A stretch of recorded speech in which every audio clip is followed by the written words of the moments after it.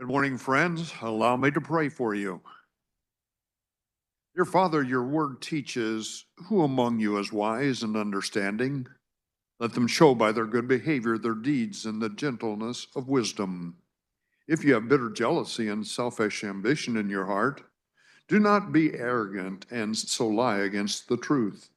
For where jealousy and selfish ambition exists, there is disorder and every evil thing. Lord, we implore you to keep our hearts clear of anything which would hinder this work we are putting our hearts and minds to. Might our decisions come through the gentleness of wisdom and never through self-appointed motives. We need order in our personal as well as our professional lives, and we indeed seek that today. Thank you for the work which we've accomplished for the good people of Kansas. You've guided this chamber in ways too numerous to measure. As we look back on what has been accomplished, we allow a smile to blossom in our hearts as well as our lips. Today is a new day, though, with new challenges. As your still small voice has guided us in the past, we trust for the same today. For those who are becoming a bit weary of body, I pray new strength and determination for them. I also pray for our nation today. These in this room understand better than most the challenges our national leaders are facing. Bless our families. Their importance in our lives never wanes regardless of how busy we become. I pray this in Jesus' name. Amen.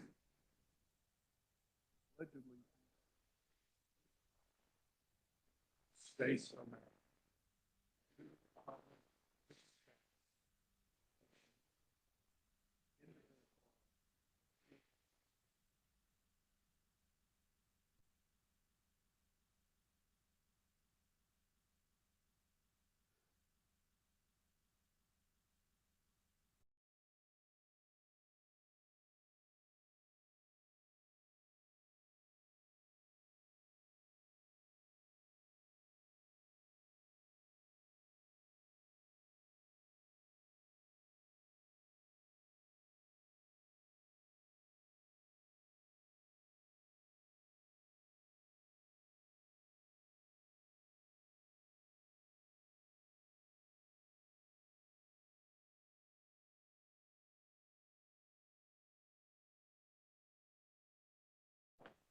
Have all the members had the opportunity to record their presence?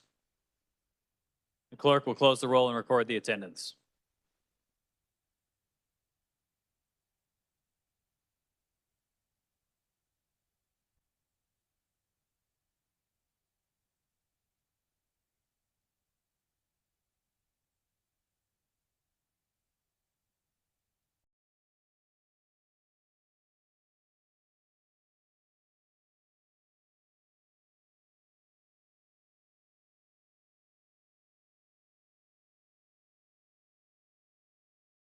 The speaker recognizes Representative Neighbor on a point of personal privilege.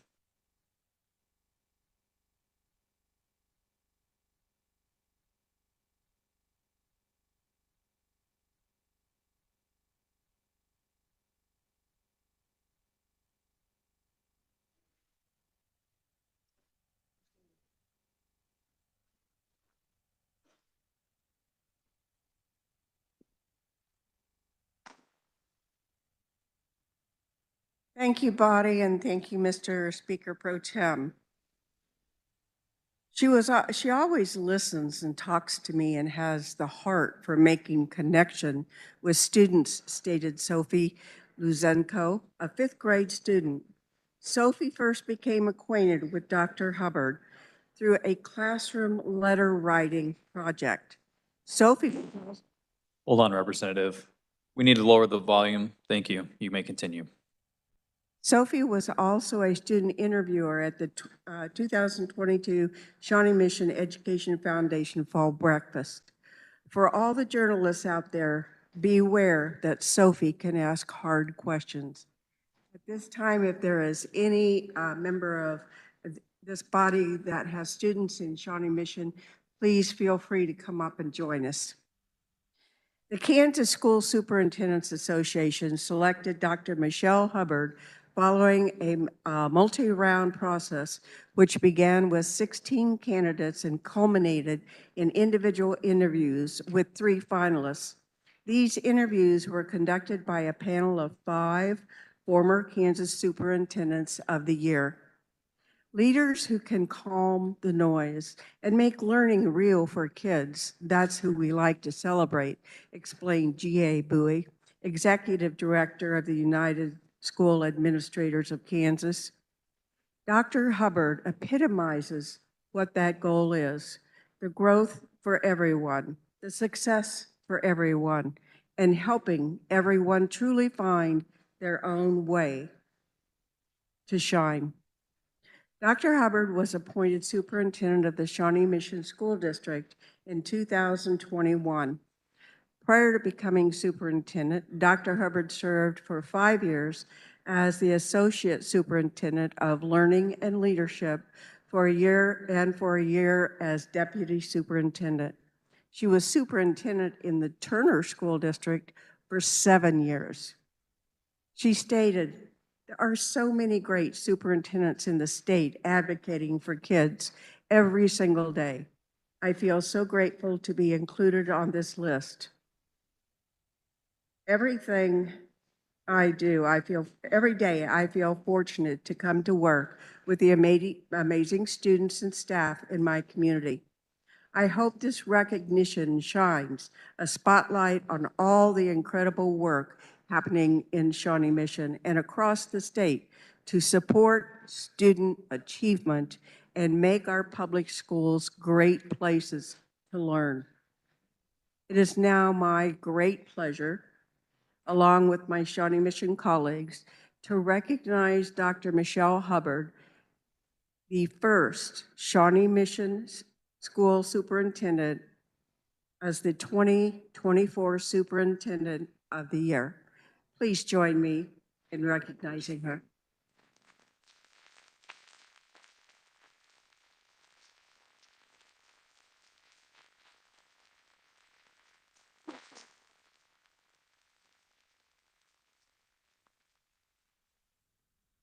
Along with her today is, my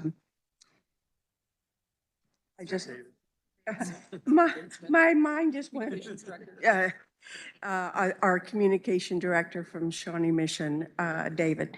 And so with that, Mr. Speaker Pro Tem, I would ask that my words be spread across the journal. Without objection, so ordered.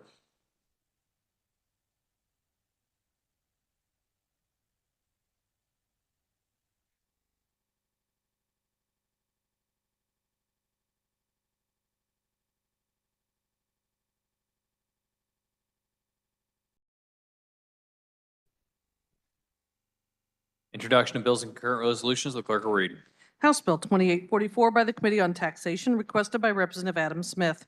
An act concerning taxation relating to income tax, modifying tax rates for individuals, increasing the income limit to qualify for a subtraction modification for Social Security income, increasing the Kansas standard deduction and the Kansas personal exemption, and further increasing by a cost of living adjustment relating to privilege tax, decreasing the normal tax rate relating to property tax, increasing the extent of exemption for residential property from the statewide school levy, decreasing the rate of ad valorem tax imposed by a school district, abolishing the local ad valorem tax reduction fund and the county and city revenue sharing fund.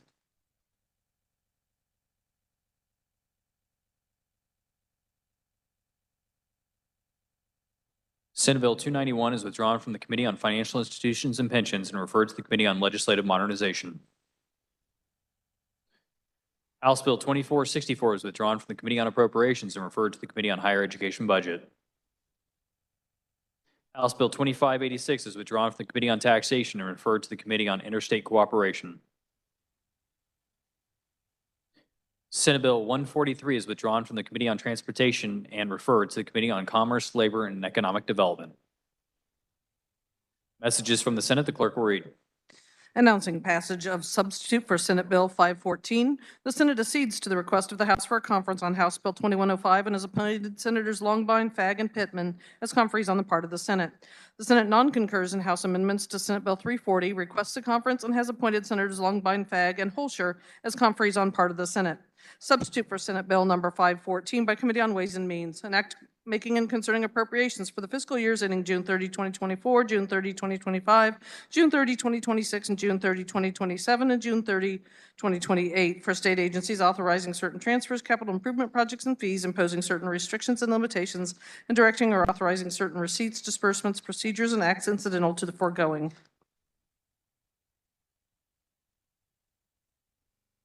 The Speaker recognizes the Majority Leader Croft for a motion to a seat.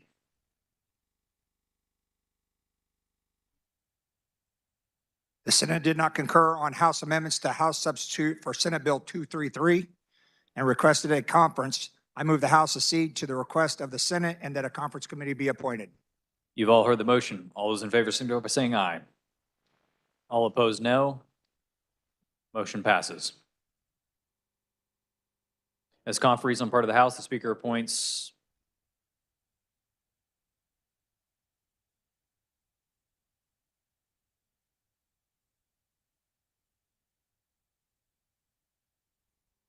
Representatives Landwehr, Epley, and Susan Ruiz.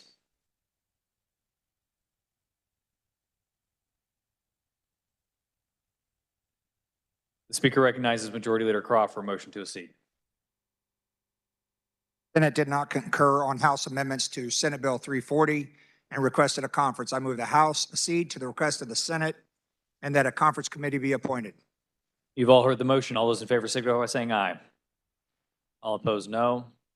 Motion passes. As conferees on part of the House, the Speaker appoints Representatives Sutton, Clifford, and Neighbor.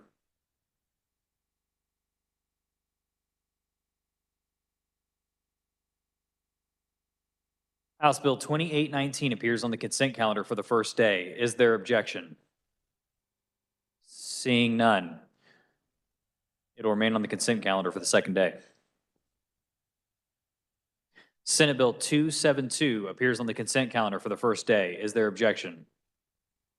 Seeing none, it will remain on the consent calendar for the second day. Senate Bill 424 appears on the consent calendar for the first day. Is there objection? Seeing none, it will remain on the consent calendar for the second day. Senate Bill 481 appears on the consent calendar for the first day. Is there objection? Seeing none, it will remain on the consent calendar for the second day. Senate Bill 491 appears on the consent calendar for the first day. Is there objection? Seeing none, it will remain on the consent calendar for the second day. Senate Bill 399 appears on the consent calendar for the second day. Is there objection? Seeing none, it will remain on the consent calendar for the third day. House Bill 2662 appears on the consent calendar for the third day. Is there objection? Seeing objection, House Bill 2662 will be removed from the consent calendar and placed on general orders.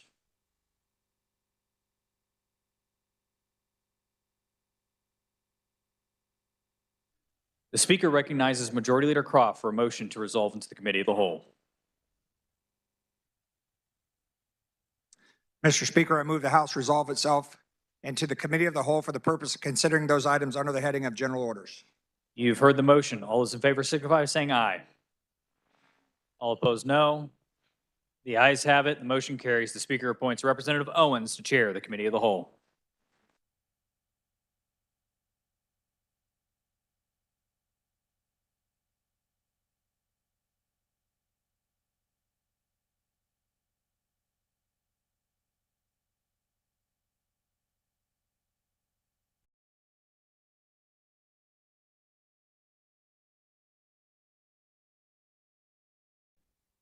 All right, good morning, everybody. The first item of business is House Bill 2273. For the purpose of carrying House Bill 2273, the chair recognizes Representative Waymaster. Thank you, Mr. Chairman. There were committee amendments. I move the adoption of the committee report. You've heard the motion. All in favor signify by saying aye. Opposed, no. The motion passes. Committee report is adopted. Please continue. All right, thank you, Mr. Chairman. House substitute for House Bill 2273 is our budget bill, House position in regards to the budget for the state of Kansas. What I'll do is I'll just highlight some of the items in fiscal years 2024 first, and then I'll move into some of the items in fiscal year 2025. There are some provisions that do extend beyond those 2 years into fiscal year 2026, but they are relatively minor in scope as compared to the items in 24, which is the current fiscal year that we are in. So in fiscal year 2024, we actually adopted a portion of the governor's budget adjustment and paying off some debt. So it's a total of $47.7 million in bond payoffs. We did not adopt the $450 million for the Capers bond that she had in her GBA. We put $2.4 million for the security breach that troubled the judicial branch. And so this is to address that security incident. And then for the University of Kansas and the Wichita State Health Science Center, we have $30 million, but this is going to be coming from the American Rescue Plan Act money and not from the State General Fund, which is the total for the project of $194 million with this $30 million allocation. That's also going to be discussed in a package that I'm going to talk about that's going to be later on and mainly in 2025. But that $30 million is going towards the Health Science Center for KU and Wichita State. Body, I know the budget is absolutely riveting, and we're just getting started. I think it However, is. If we could keep it down a little bit, that would be appreciated. Go ahead. All right, thank you, Mr. Chairman. So now I'm going to move on to fiscal year 2025. And so the major item that we addressed in fiscal year 2025 are increases to our Medicaid reimbursement rates, which haven't been for quite some time. And actually, Kansas has some pretty low Medicaid reimbursement rates. And so those are for the hospitals and physicians throughout the state of Kansas. And so that would be $35 million State General Fund, $86 million all funds. We are going to invest a portion of the Budget Stabilization Fund, also referred to as the Rainy Day Fund. Right now, that fund has a little under $1.8 billion in that fund. And so we're going to take half of that, as long as our ending balance is over 7.5%, and invest that into a higher interest rate investment model. So think of it as putting that money into a CD where we could get a higher interest rate. And then that money will come back into the Budget Stabilization Fund in the next fiscal year, and we could look at doing that possibly again. We also have a reduction in the number of individuals that are currently on the waiting list by 1,000 actually in regards to the intellectual development disability and the physical disability. And so that would be 500 on each that we would have those taken off the waiting list. And I'm anticipating an amendment in regards to that. We also have $23.4 million in Medicaid payments to our nursing care facilities across the state of Kansas.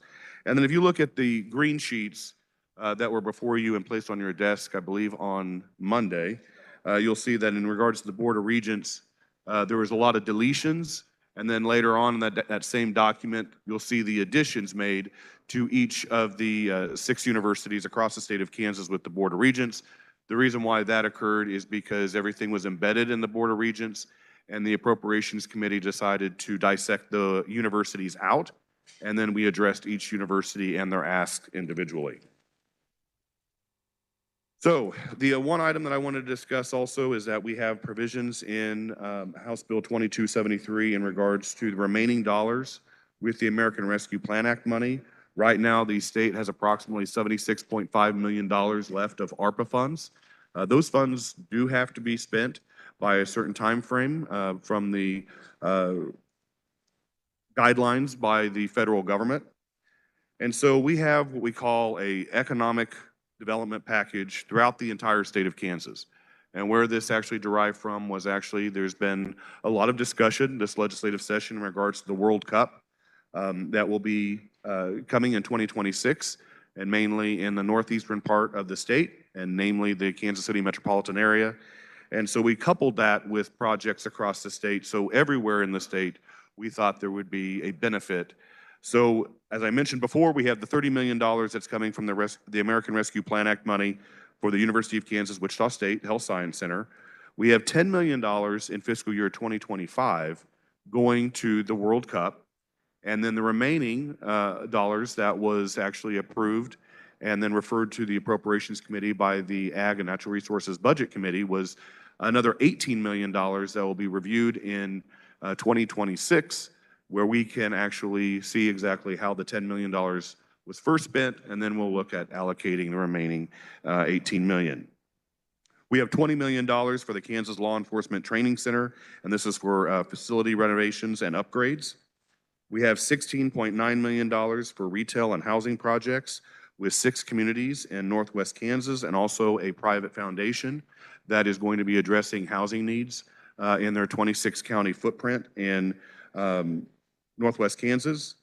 We have $4 million for 3 cities that are actually being shut off. This was actually an amendment that was made on the Senate side with 1 community, but there's actually 2 other communities that are experiencing the very same thing. And so $4 million is to help them retain the natural gas to those communities. And then we have $6 million for transportation needs in Southwest Kansas due to the Hillmar facility and traffic needs due to all the dairies and the new facility that's coming into that particular area.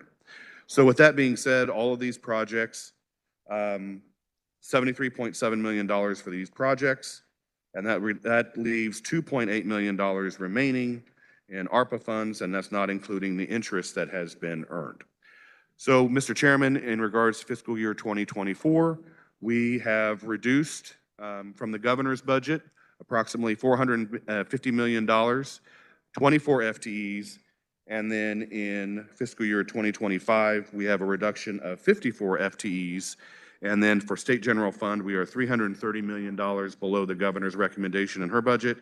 And all funds, we are $939 million below the governor's submitted budget. So with that, Mr. Chairman, I would stand for questions. Very good. To speak to the bill, the chair recognizes Representative Helgerson.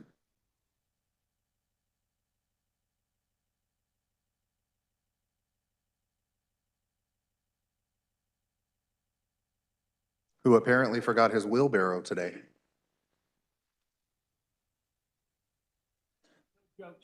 Oh.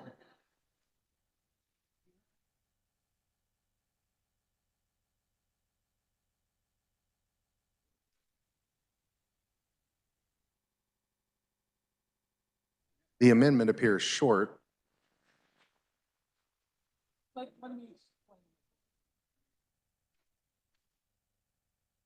You may proceed, Representative Helgerson.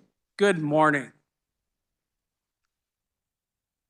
You know, there's certain rituals here in the Capitol that you may like or don't like. One of them is when the governor presents her budget or his budget, following morning, Appropriations and Ways and Means will gather in the Supreme Court chamber and we'll be briefed. And we'll get an idea from the budget director how they're recommending to spend the money. This year was no exception. However, the governor had proposed that $1.2 million, $1 billion, not million, $1 billion of what was classified as one-time money be used for debt reduction or for one-time payments. The legislature took its liberties, as it always does, in using that one-time money for ongoing expenses at times. But one of my first questions is, why, after spending $7 billion of federal money, ARPA money, that we have over the last couple of years, $1.5 billion that has gone through this chamber in the last couple of years, why do we have more one-time expenditures or other things rather than debt relief? I immediately said out loud, I said, $1.2 billion, or it's 1.28, I think we should do something better with it. I have an amendment, and the amendment is not really complex, but it does have some very important different facets. First, it creates a $1.2 billion residential property tax reduction fund. Not just a few $100 million.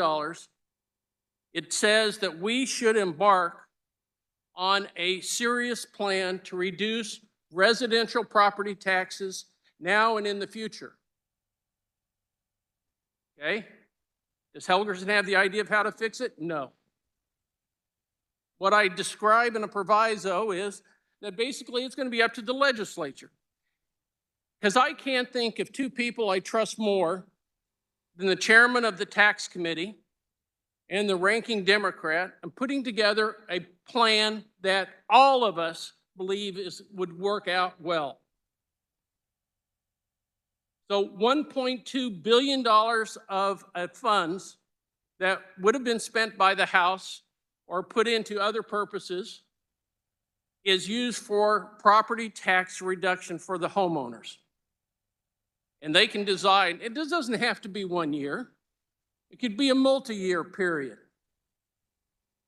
But I am serious about trying to do something to change the direction of this state. You know, some of you know that I'd introduced, and the budget director made a reference, that governor's budget only increased 2.2% this last year and smiled at me. Because my bill I had that I got a hearing on was a 2% reduction in state budgets. I'm a firm believer that we should have a 2% budget increase and not go to 5, 6, 7, 8, 9% that we have in the past, but 2% is reasonable. Why do I feel that? Well, you know, we carried $550 million over from 1 year to the other for emergencies or for the secretaries to deal with whatever they wanted, but $550 million is not peanuts. Second item that's in this amendment, and I'll mention, this is the governor's budget as proposed with only a few exceptions, is that special ed. They got an interesting convention going over there. Is that special ed.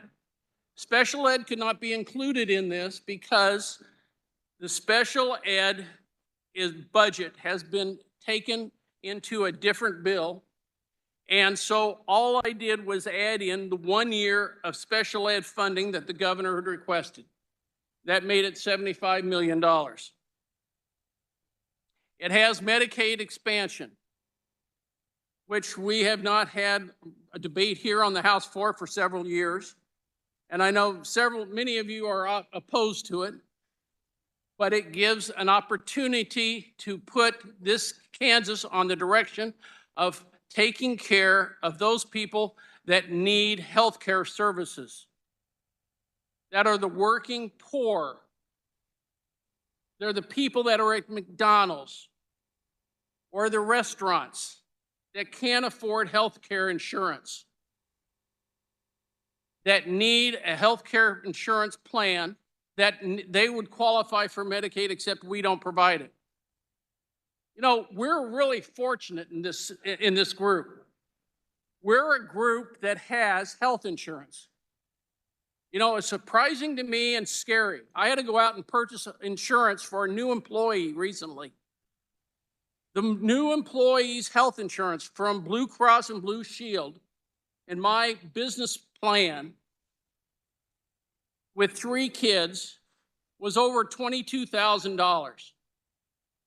$22,000, the cost of health care has skyrocketed and we haven't paid much attention to it. And it's no reason why small businesses can't afford health insurance. It's because the cost of health insurance is being transferred in part back to small businesses and other individuals, because if you don't have health insurance and you show up at the emergency room, it comes back on me. The final item I'll mention is the LAVTRF, which is the local ad valorem that has been on statute, and the governor had funded it and I put it in. Now, there are 2 exceptions to the governor's budget that I felt were appropriate. One is that the $75 million for the KU facility, the hospital, cancer center, I thought had widespread support, and I wanted to add it in. The other item was the $300,000 for DARE program, and I'd already spoken previously up here at the well, and I had felt that that was received, and I did not feel that we should back from that commitment. What other things? You know, if you look at the other side, it says this budget now from the governor's proposal with all these in, and this is legislative researches and figures, for 2 years, $390 million below where the House budget is. This is an opportunity to vote for lower expenses, Medicaid expansion, and to tell your people back home that you are going to make a serious effort at reducing property taxes by creating a fund of $1.2 billion. Again, $1.2 billion. And I'll have to tell you, I think this is the most expensive amendment I've ever carried. $1.2 billion reduction in residential property taxes. That's a brief explanation, and I'll be happy to stand for questions. First, is there any objection to waiving the reading of the amendment? All right, seeing none, if you don't have anything else, Representative Helgerson, or was that an objection? Okay, Representative Waymaster, go right ahead. All right, thank you, Mr. Chairman. This is more complicated than just a simple amendment. This is addressing a lot of not only spending and adjustments in the budget, it's also addressing policy that has not passed. And as I explained numerous years, if we put policy into a budget, it's not long-term. It's only valid for the time of the budget itself. And so in here we have some items that were, I think, cherry-picked and then put back into the budget, but there's no policy that has been passed. I guess in a way, I'd like to have the maker of the amendment explain where exactly is it all coming from with the $1.2 billion in property tax reduction?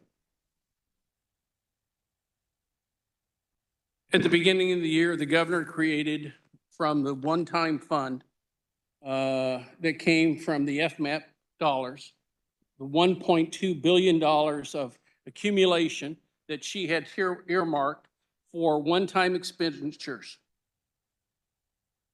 You remember the sheet? That's where it came from. I am leaving it in the budget, and there is a proviso in the budget that says it will be used for residential property tax reduction. Now, go ahead, come on up. If you're sharp enough, you know that you can change this. You know that that can be changed by the committee, it can be changed by anybody else. But if we vote on it, and there are 63 votes that say, hey, that is a high enough priority, then maybe you'll have to come back and deal with it with this 63 other votes. I'm sorry, Mr. Chairman, go ahead. Okay, so if am I hearing you right? It's taking the savings that the state of Kansas actually acquired during the pandemic when the federal government had the enhanced FMAP, and then the governor has used that for one-time spending. And when you're having that directed towards property tax reduction, but again, that was a savings that we're not going to have in future years. So we're going to be doing a $1.2 billion property tax reduction in 1 year, and then in the further years, we're going to have to address that in further budgets, correct? I'll say this again because I know that there was a group huddling over here and may not have heard it. It can be done in 1 year, but it can also be done in 3 or 4 years. If we have a serious policy discussion about $1.2 billion going for property tax, and those two individuals say, this is the plan to put together, 3-year, 4-year, 2-year, and that it works out with the financial guidance of the research and with the policymakers, I'll buy off on it. They may say it's 5 years. They may say it's 10 years. They may even say that that's actually what we're going to fund LAVTR. But these two individuals in the committee, I trust the process. And so I don't think that we're saying creating policy here, except that we are creating an intention that they go out and do the work, and one of the top priority is to reduce taxes for residential property. And they can come up with it, whether or not it's 2, 3, 4 years, that's up to them to recommend. I put that trust back in the body and the committee.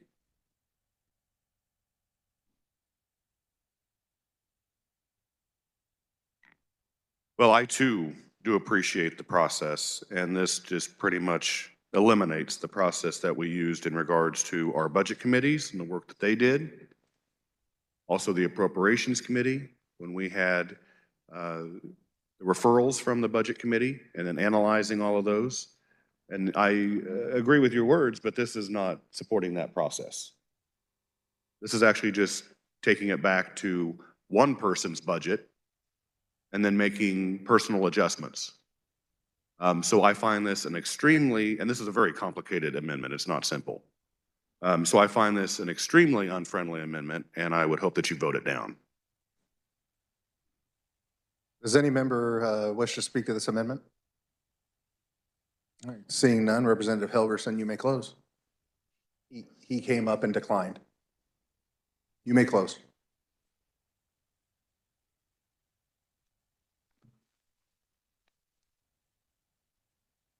I agree, it's a little complicated.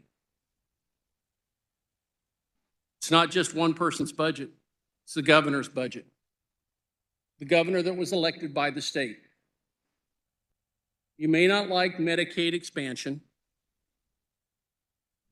but all of us talk about the need for residential property tax reduction.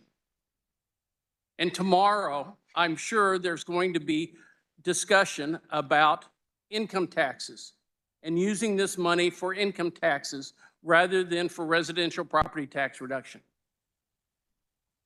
Yes, I skipped a little bit of the process in that we're making a decision and then sending it back in the process. That's not too unheard of, though. What we're saying is the priority is to reduce property taxes. The other part of this is we want to expand Medicaid, which, what is it, 70, 80% of the people out there believe that we should do that? And LAVTRF,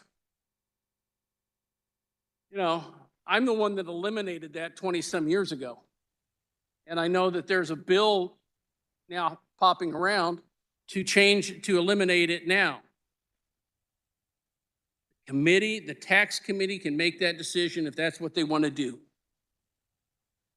These are the components that we should deal with this session. And yes, it still is $300 and some million below what our budget is. I urge you support the amendment. You've heard the motion by Representative Helgerson to amend. All of those in favor signify by saying aye. Opposed, nay. Noes appear to have it. Division has been called for. Roll call. Seeing 15 hands, roll call is in order. The clerk will open the rolls and you may vote.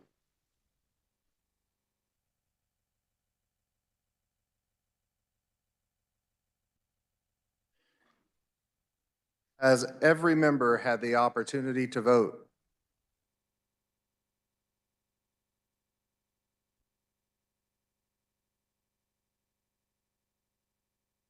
The clerk will close the roll and take the tally.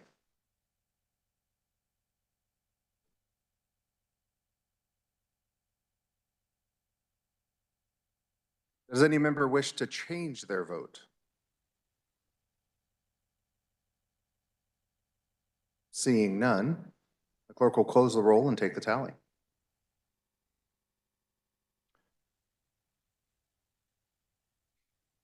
That was really quick. What was that tally?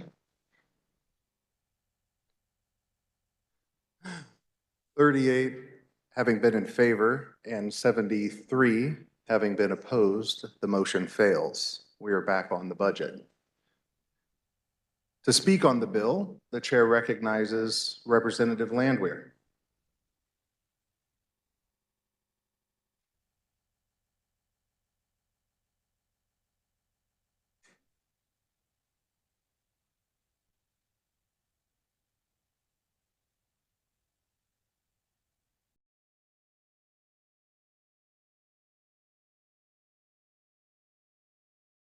Thank you, Mr. Chair. I have an amendment.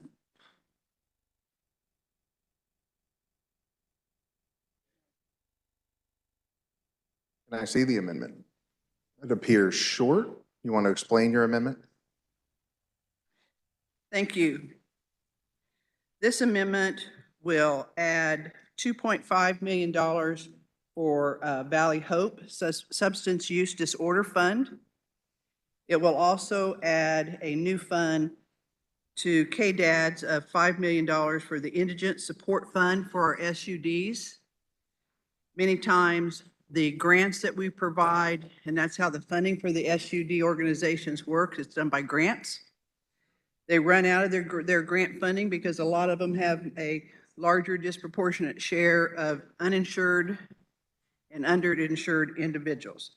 And the money would come out of the opioid settlement fund. Happy to stand for questions. Is there objection to waiving the reading of the amendment? Seeing no objection and nothing further, does anybody wish to speak to the amendment?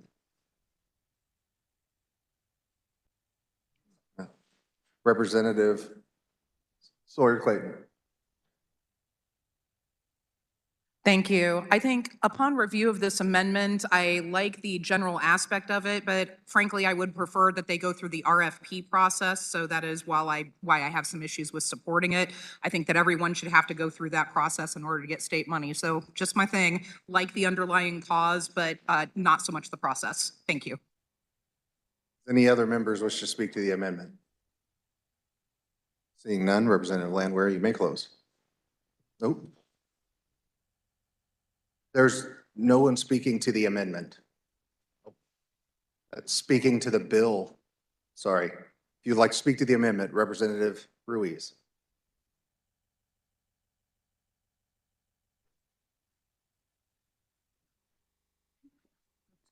Thank you, Mr. Speaker. Will the carrier of the amendment stand for questions? Yes, ma'am. In social services budget, Valley Hope came to the budget committee and asked for that funding. And some of the questions that we had was regarding the fact that they're a nonprofit, they're a for-profit entity. And we asked them if they would accept people who have Medicaid. It's an excellent place. It's an excellent rehab. And we asked if they would accept Medicaid recipients. And they said, they were trying to negotiate with us, well, we'll give you this many beds if you give us this much money. So I'm wondering whether, if they're still on board with this, that they would reserve 2-3 beds every year for indigent care. I did ask that, oh my gosh, that's loud. I did ask that question because it was a concern for me as well when I visited with them. And they've got other entities that do provide some Medicaid beds and some indigent care. And they did show me those numbers. And that was why I agreed to move forward on this. But I also felt that if we were doing that for them, because they are still a 501c3, so they are a nonprofit organization. But it was also important to make sure that we were shoring up our other SUD organizations that do take primarily Medicaid and uninsured. So they would accept folks there in Atchison at that facility, that rehab? It would be at their other facilities. There is a possibility in the future that they would take them in Atchison. Okay. All right. Thank you. Further discussion, the chair recognizes Representative Waymaster. As the previous speaker had mentioned, actually, this has been through the committee process. It's been vetted and discussed with, I believe, at least one, maybe two committees in the process. And then the maker of the motion had informed me that quite a while ago, actually, and so I find this a friendly amendment. Thank you, Mr. Chair. Does any other member wish to speak to the amendment? All right, seeing none, Representative Landwehr, you may close. All right, thank you. And I don't know how providing money for specific items would actually go through the RFP process. And like I said, this does come through the opioid funding. It does not touch SGF, and I will close on my amendment. Very good. You've heard the motion by Representative Landwehr to amend. All of those in favor signify by saying aye. Opposed, no. The ayes appear to have it. The ayes do have it. Motion passes. We are back on the bill. Do you have another amendment? Representative Landwehr. I have another amendment.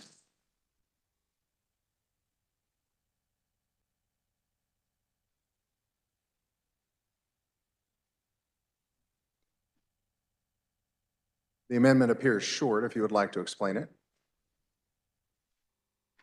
Thank you, Mr. Chair. In the appropriations process, there was information brought to me from Fort Hays that there was concern with some changes that the BSRB was making on some of their virtual education process. And after further review, after this amendment was already put on, we found out the individual that brought this to Fort Hays did not visit with the BSRB board. We've had several conversations with the BSRB board, and we feel that there was a misunderstanding, so this just removes that amendment. Stand for questions. Is there any objection to waiving the reading of the amendment? Seeing none, is there anyone that would like to speak to the amendment?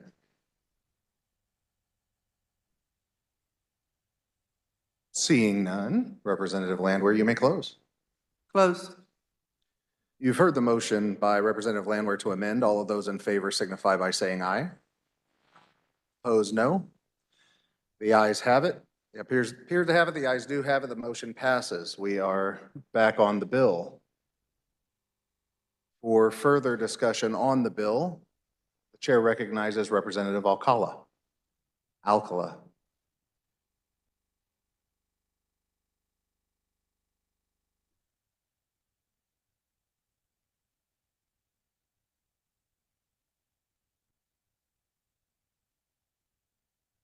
It was hard to understand my last name with that Spanish accent. I have an amendment.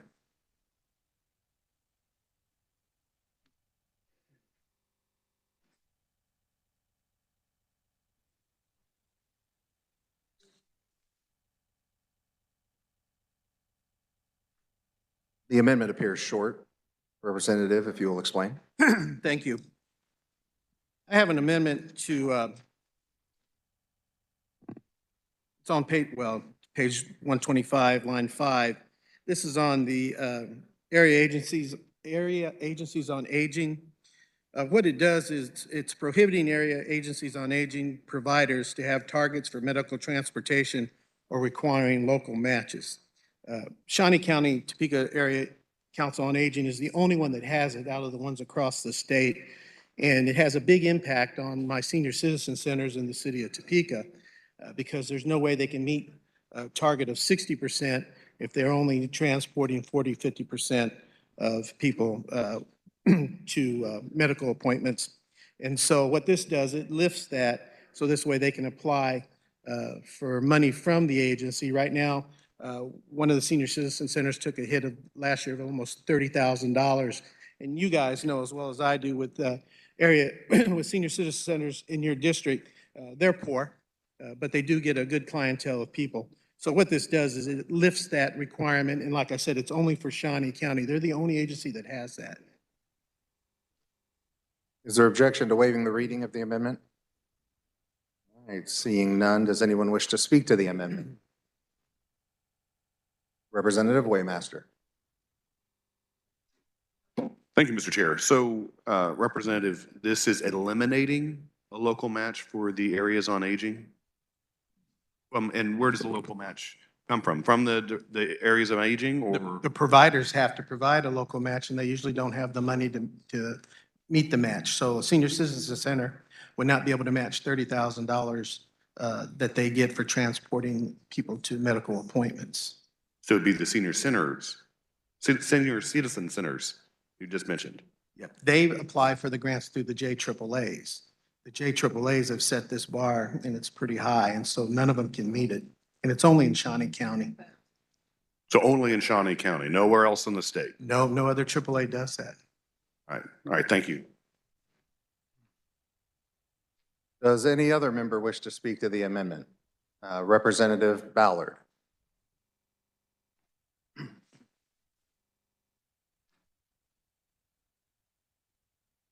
Thank you, Mr. Chair. I will support this amendment because I think we all know how important transportation is. You can't get to your appointments if you don't have the transportation. And if you're having to pay out of your budget, which is small to begin with, I think it makes it more difficult for them. And because it's only one, and I think it's probably unique in this situation, it would help people get there in a timely manner. And it's not that extremely expensive, but it would allow them some flexibility. Thank you, Mr. Chair.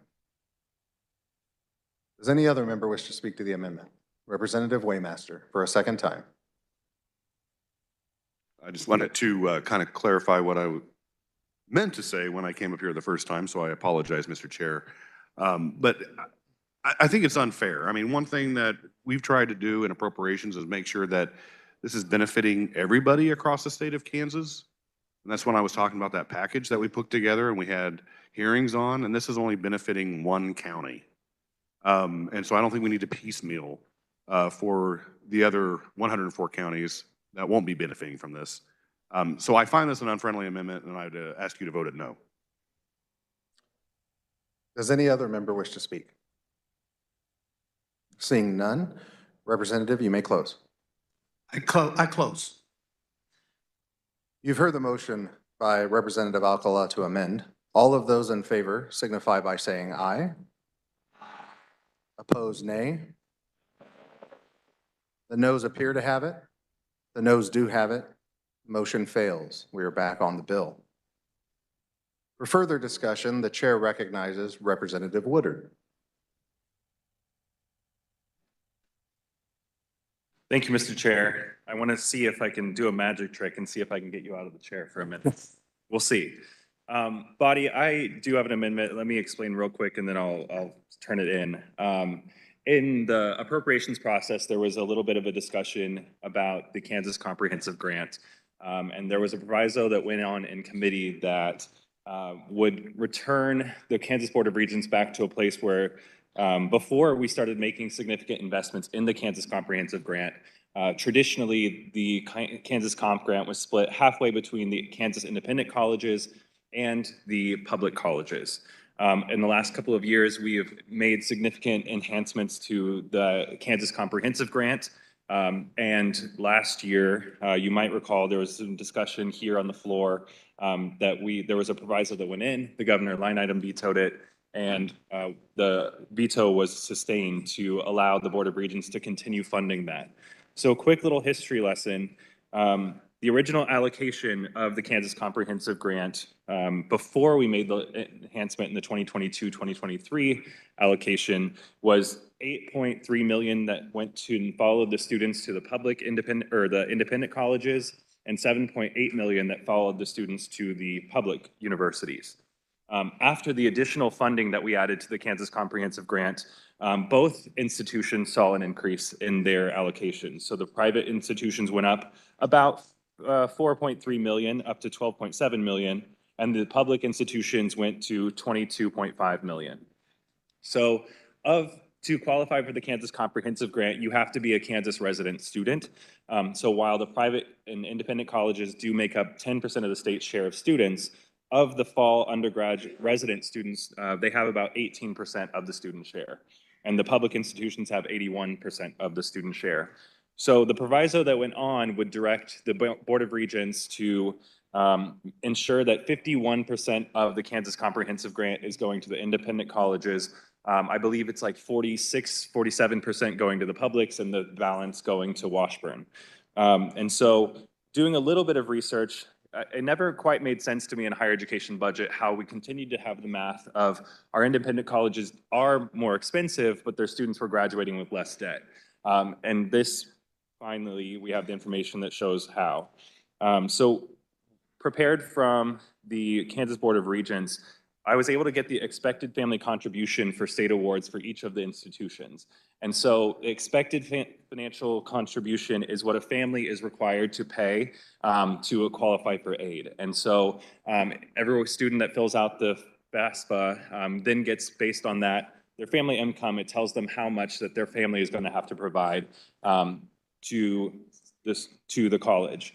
So on average, at our public institutions, the expected family contribution is as low as $1,435 at Emporia State and as high as $1,827 at Kansas State University.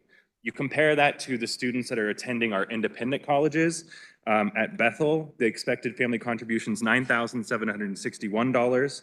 At Ottawa University, it's $13,849. Some go down, like Donnelly goes down to as low as $2,528. So still more affluent families that are able to provide, but still significantly higher than the expected family contribution of our students at the public institutions. With the additional funding of the Kansas Comprehensive Grant, the maximum award for students at an independent college is $10,000, while the max allocation that we can get at a public institution is $4,000. And so looking at over all of this, of the private institutions, they're able to, with their current allocation of the 36% of the share, which is double their student share of the state population, they're able to fund 75% of their applicants, where at the public institutions, they have 19,032 applicants, but they're actually turning away more than half of those. One, the awards are smaller, and two, the resources aren't there to fund even a majority of the students that apply, whereas the money following the students at independent colleges, they're able to fund 75%. So my amendment simply just strips the budget proviso and allows it to continue at its current funding levels. Actually, no.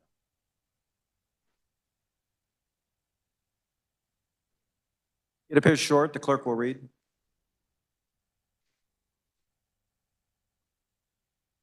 On page 184, by striking all in lines 10 through 43. On page 185, by striking all in lines 1 through 21. On page 264, by striking all in lines 12 through 43. On page 265, by striking all in lines 1 through 6, and by renumbering sections accordingly. Representative Woodward, would you like to further explain? Nope, I'd be happy to stand for any questions. All right. To Representative Owens on the amendment. Thank you. If you would stand for a couple questions for me. Can you tell me how much the Kansas Board of Regents budget is this year? I don't have that in front of me. Just north of $1 billion. Can you tell me how much this amendment is valued at that would shift away from the Kansas Board of Regents to the independent colleges? I believe I would have to do quick math. So 45 million for Kansas Comprehensive Grant. So half of that would go towards the independent colleges, plus 1%. Correct, but the proposal that we're talking about here specifically shifts what amount? It would go from 38% of the 45 million to 51%. So I'd have to have my calculator. So doing a little bit of quick math, we're in that $5 to $7 million range, I think, is roughly what we're talking about here. Sure. Thank you very much. We're literally talking about shifting back to what we shared with our independent colleges in 2022. That's what this amendment does. Back in 2022, we used to split the comprehensive grant, the need-based aid grant, 51% to our Kansas independent colleges, 46% to the Kansas Board of Regents, and then 3 or 4% to Washburn because they're their own kind of unique animal out there. 2 years ago, the governor saw fit by vetoing the legislation that returned it back because Kansas Board of Regents wanted to take even more from our independent colleges and give it to the regents. Let me repeat those numbers for a second. The Kansas Board of Regents schools receive right around $1.2 billion. That's 1,200 million. We're talking about roughly 6 million to continue to support our independent colleges, which, by the way, there are roughly 18 of in many of our communities throughout the state of Kansas. This is an amendment that was supported in committee. This is an amendment that is incredibly important because this is the only aid that we provide to our private and independent colleges. The only aid comes out of here. Yet the Kansas Board of Regents, that, by the way, got an additional roughly 200 million this year, is sitting here fighting over 5 to 6 million. Let's think about that for a second.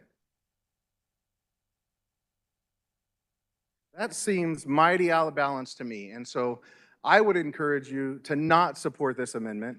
And let's show our support for our independent colleges and universities in the state of Kansas for the great work that they do. Thank you. Chair recognizes Representative Wassinger.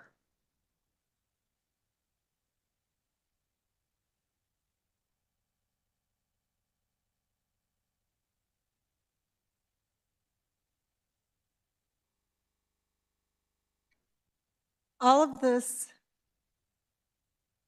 comes down to, what are we doing for the kids? What are we doing for the students? Are private school students from Kansas not paying taxes? Are their parents not paying taxes? We need the money to follow the kids. We need the money to go to the kids that need the money. If we're going to do it for the Board of Regents schools, we need to do it for the private schools, only because they are students of the state of Kansas, period. Thank you. Further discussion, the chair recognizes Representative Waymaster.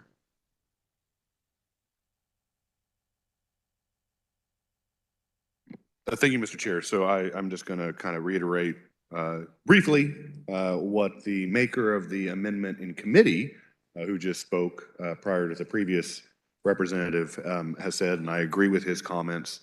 I agree with the previous speakers, so I would encourage you to vote this amendment down.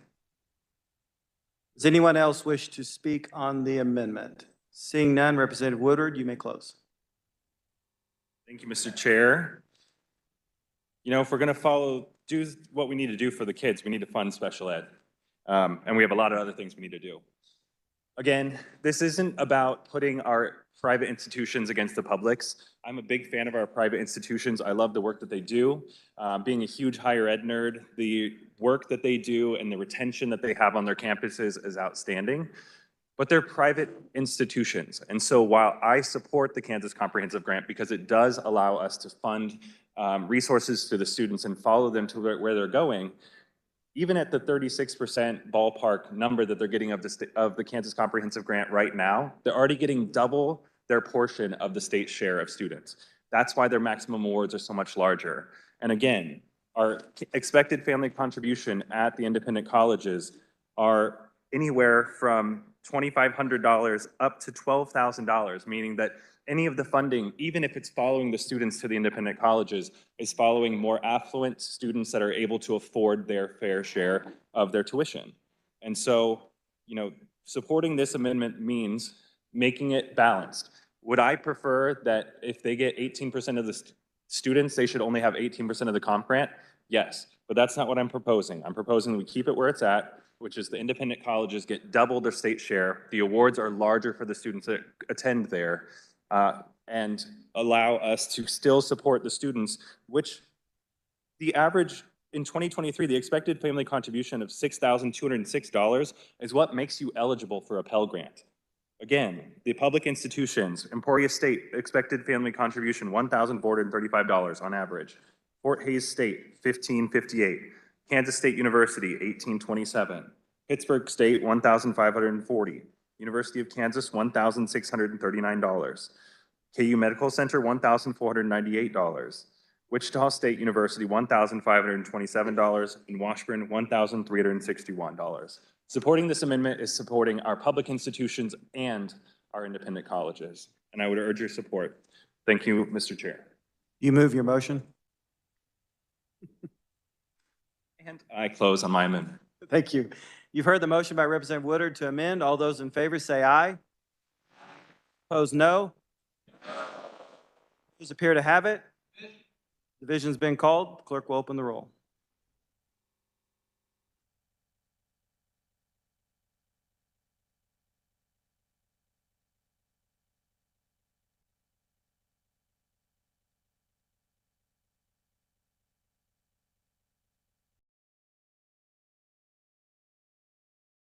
Has everyone had the opportunity to vote?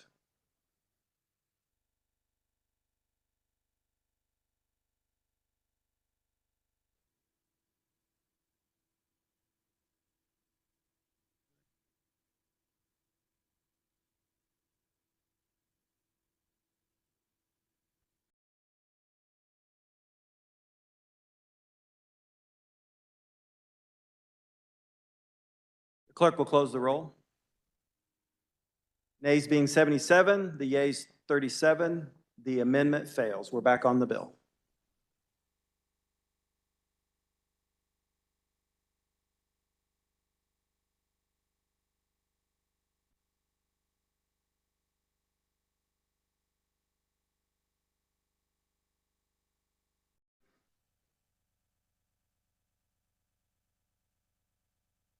All right, committee, we're back on the bill. The magic trick was successful. The amendment wasn't. To speak on the bill, the chair recognizes Representative Landwehr.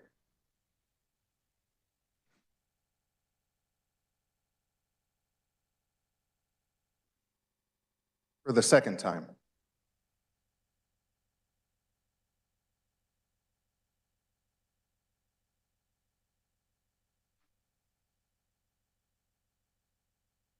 I have an amendment.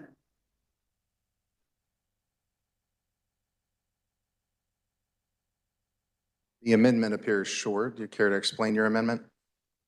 Thank you, Mr. Chair. In the budget, we had a proviso in the Department of KDADS dealing with resident involuntary discharge. And after we got that in there, there were some discussions that we needed to clarify this, that it would be done within the Department of KDADS, and once again confirmed that it would be done within existing budget. I'll stand for questions. Is there objection to waiving the reading of the amendment? All right, seeing no objection, does anyone wish to speak to the amendment? Representative Waymaster. I will, thank you, Mr. Chair. I'll just be real brief and find this a friendly amendment so that can go on the budget. Anyone else wish to speak to the amendment? Seeing none, Representative Landwehr, you may close. Close. You have heard the motion by Representative Landwehr to amend. All of those in favor signify by saying aye. Opposed, nay. The ayes appear to have it. The ayes do have it. The motion passes. We are back on the bill. For further discussion, the chair recognizes Representative Vic Miller.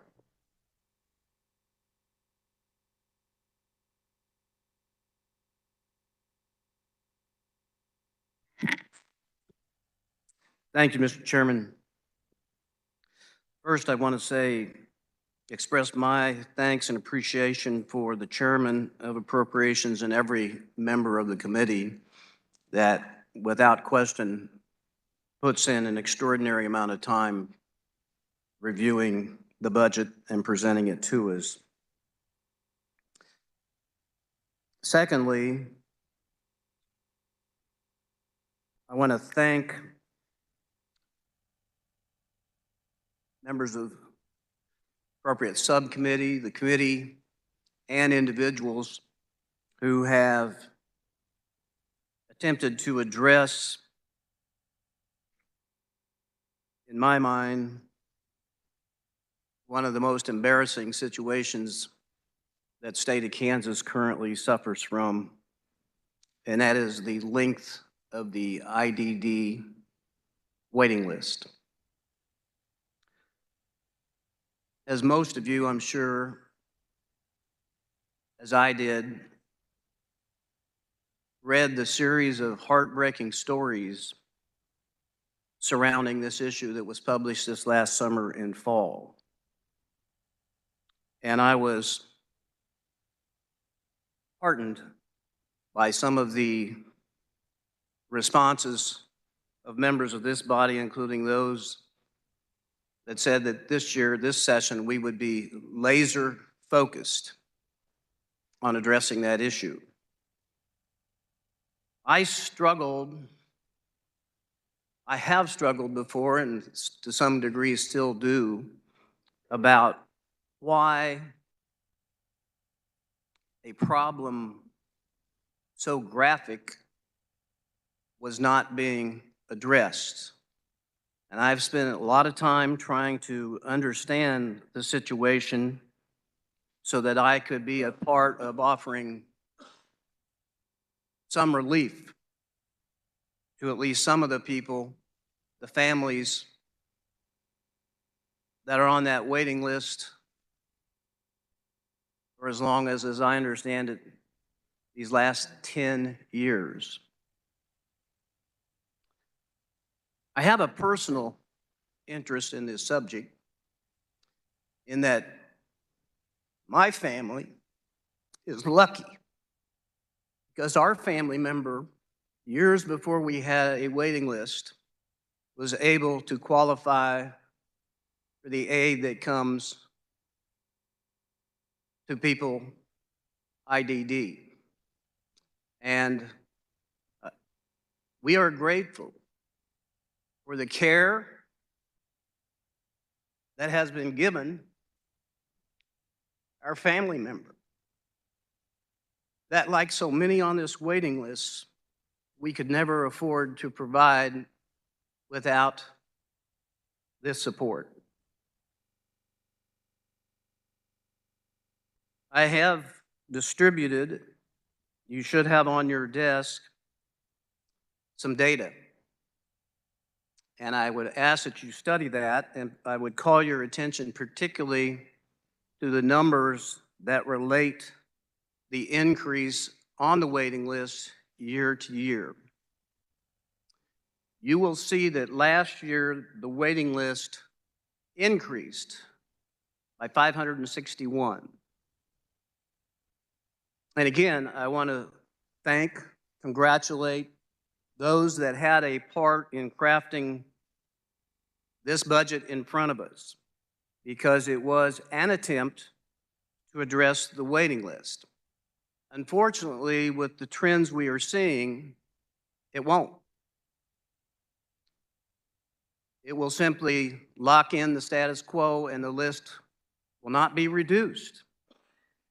Now, as I said, I've tried my best to study the problem, to learn of the solution, and it comes down to one thing: money.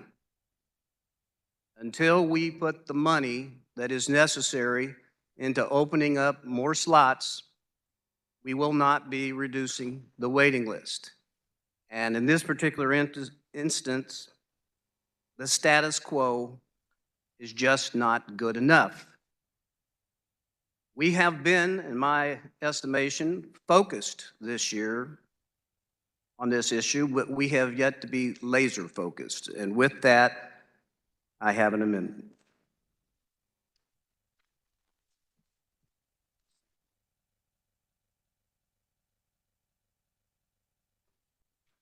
The amendment appears short. You want to explain your amendment? No, let's just go ahead and read it if you might, Mr. Chairman. The clerk will read. On page 58, following line 36, by inserting paren V on July 1, 2024, or soon thereafter, as monies are available, the Director of Accounts and Reports shall transfer $13,313,080 from the Budget Stabilization Fund of the Department of Administration to the State General Fund. On page 124 in line 9, by adding $13,313,080 to the dollar amount and by adjusting the dollar amount in line 9 accordingly, and by adjusting the amounts and redesignating subsections accordingly if multiple amendments are adopted. Representative Miller, you may proceed. Thank you. What I've been told by people who I trust, that this amount of money is what's required to fund an additional 500 slots on the IDD waiting list. That would fund approximately a 20% attempt to address the situation, much like we have on the PD. Again, we made progress. This budget, I think, provides progress on the PD list at a level of about 20%, and this would make that the same. I have more comments, but I will save them to see what questions I might be able to respond to, Mr. Chairman. Very good. Does any member wish to speak the amendment? Representative Waymaster? No question. Thank you, Mr. Chair, and I want to commend the maker of this motion. I mean, it's a noble and well-intentioned amendment. This is something that we have discussed for many years in regards to the wait list. And actually, I served on an interim committee when we specifically addressed the number of individuals that are on the wait list. However, given the way the amendment is structured and where the money is coming from, I am actually challenging the pay-go rule.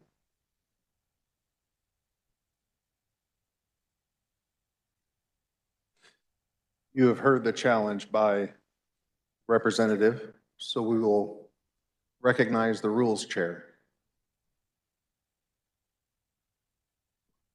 and ask the Rules Committee to meet and make a decision.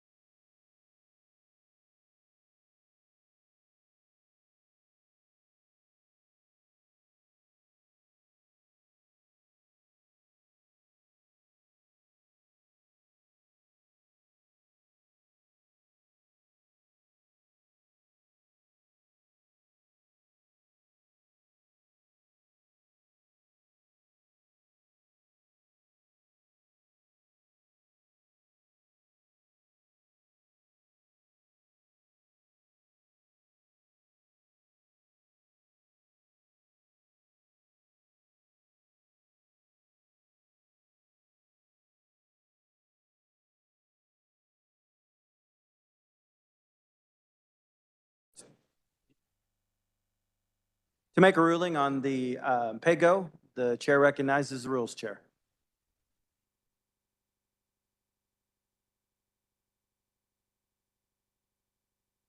Am I on now? Okay. Thank you very much. So Rule 2110 are floor amendments to bills making appropriations. We call it the PAYGO bill. Because this amendment was an appropriation in the same bill, PAYGO does apply to this, and this amendment is in violation of the PAYGO rule, so it is not going to be accepted. Rules Chair has made her ruling. Representative Vigna. Before she gets too far away, Mr. Chairman, would you give me the citation on the rule, please? Rule 20, the House Rules 2110, Rule 2110. Thank you, Mr. Chairman. I'm not prepared to argue against the ruling of the chair, so I'm not going to appeal it. For those that may not have understood, the amendment was to take money from what's technically called the Budget Stabilization Fund, but is often referred to and was referred to today as the Rainy Day Fund. If this situation does not present a rainy day, I don't know what would. I happen to think there are some threatening storm clouds overhead, and it's time to address it. With that, Mr. Chairman, I would move that the rules be suspended, specifically House Rule 2110, for the limited purpose of entertaining debate, discussion, and vote on the amendment presented. And as I understand it, that motion is not debatable.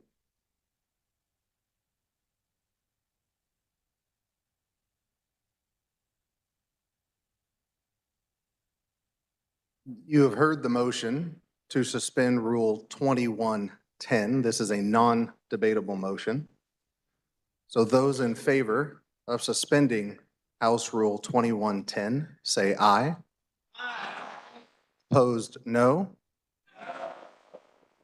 The division has been called. Roll call. The clerk will open the roll and you may vote. Seeing 15 hands, a roll call is in order.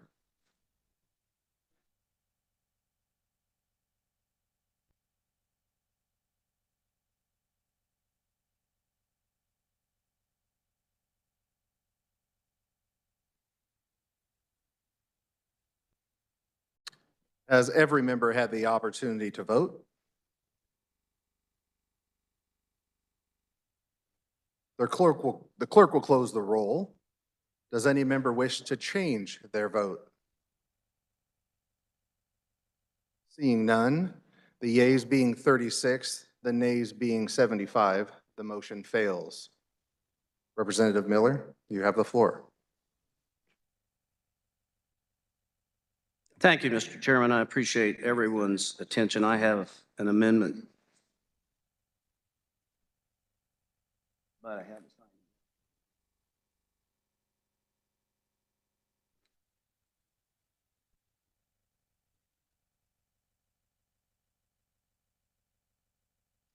Which I apologize was just delivered and I need to sign 3 copies, I believe.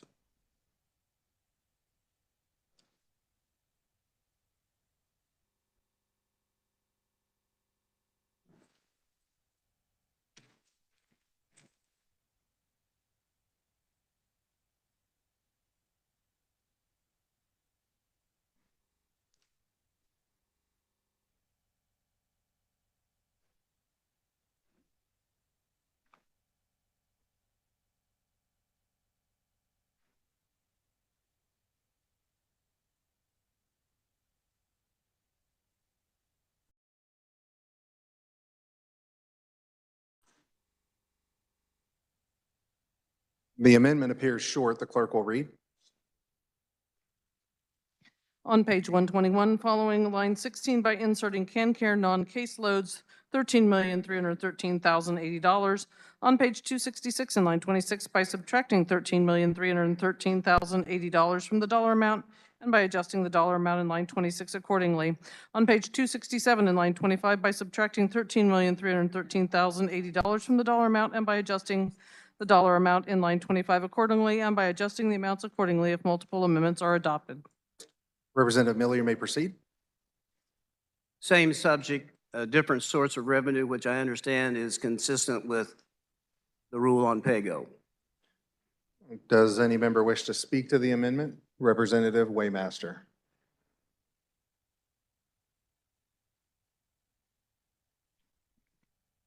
Thank you, Mr. Chair, and I think I'm going to say this for a second time. I believe I agree with the maker of the amendment for a second time today, that this is not in violation of PAYGO because it's actually subtracting it from one of the line items in the budget, so I'm not going to be challenging the PAYGO rule.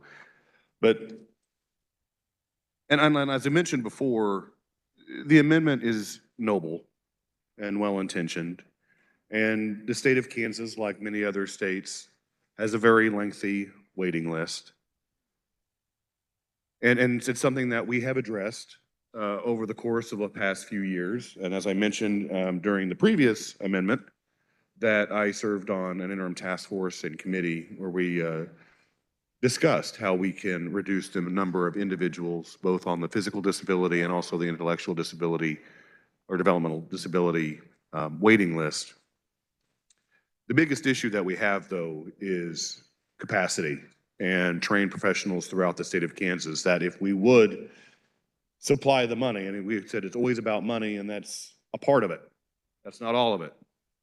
The other part is that we have to have those professionals and the providers across the state of Kansas in order to assist those individuals. And information that we have from KDADS is right now what we have in the budget of 500 individuals off the IDD wait list is what they can right now handle. And that's their maximum. 500 more to make it a grand total of 1,000 on the IDD wait list, they can't. We don't have the providers out there in the state of Kansas to handle 1,000 more needing services. Now, incrementally and gradually as time moves on, yes. At this moment, no.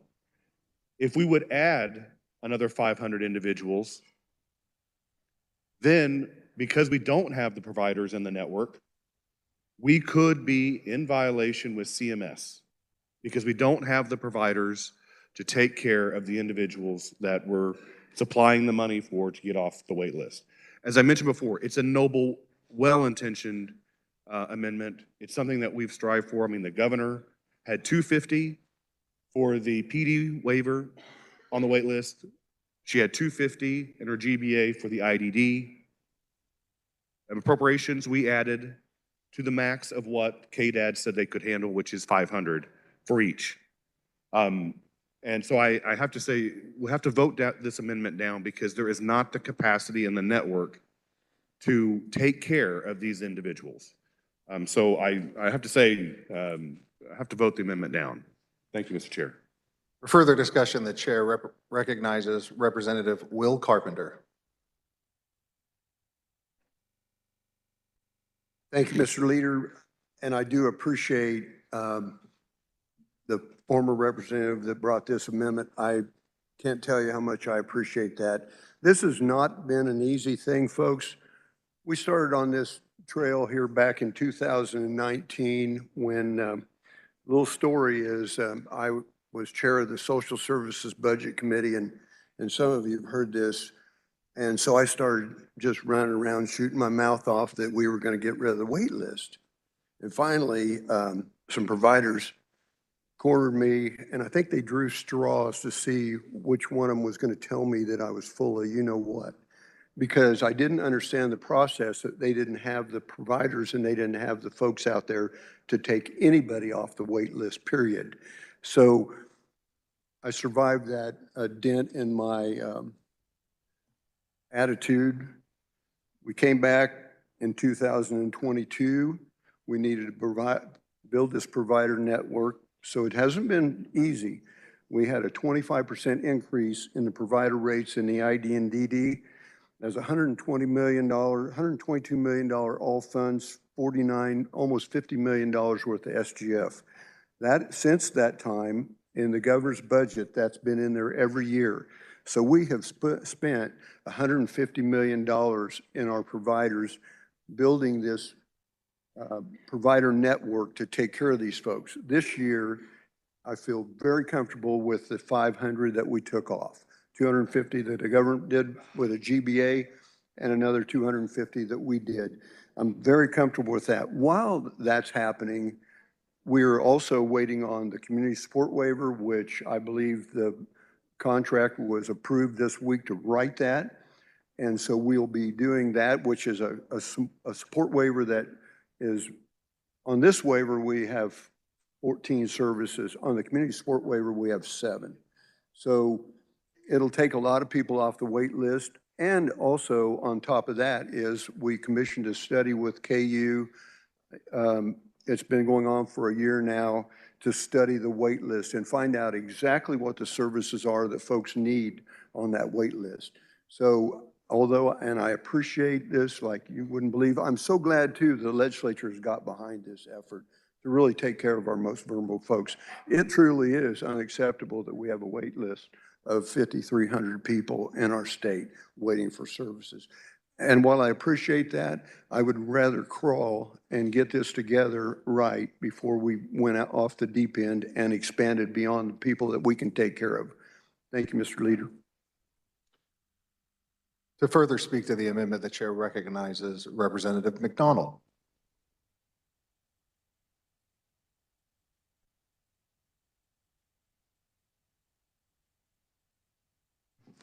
Thank you, Mr. Chair.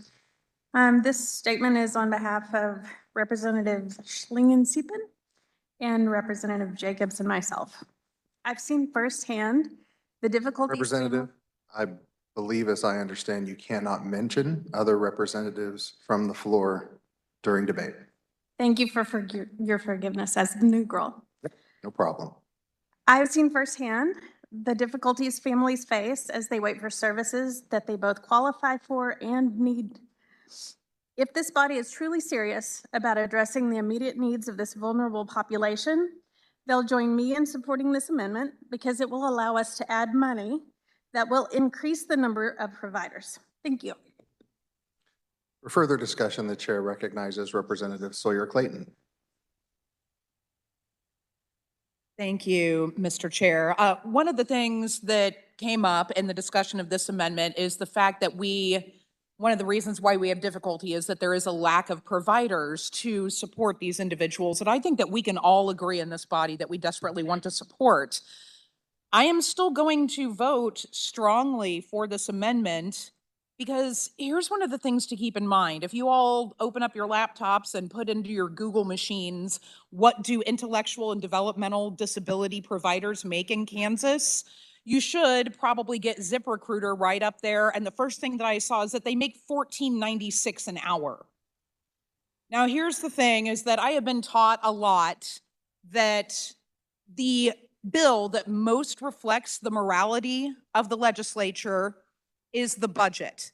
This is an opportunity for us to show our constituents quite literally where we put their money and where we put our values. I would posit this theory that if we considered caregiving to truly be important, we would really start aggressively putting in measures to pay these people what they're worth. $14 an hour for this pay is a joke. These people should be getting paid a significantly higher amount of money for taking care of our most vulnerable Kansans. And so that is why I will be voting yes, not only to show my constituents who suffer from intellectual and developmental disabilities and their families where I put their value, but also to show the workers and the caregivers that provide this care that we should be putting more money into this. I think that as we continue to appropriate funds, especially when it comes to this type of caregiving, we need to start doing our best to increase these wages. And you can do it every day in the smallest of ways. So you can join me by voting to support this amendment. Again, showing people at home where your values are instead of saying, oh, my bad, we can't. We can. We should. For further discussion, the chair recognizes Representative Susan Ruiz.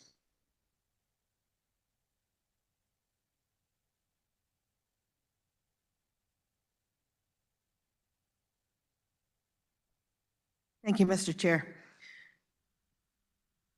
This funding is so extremely important.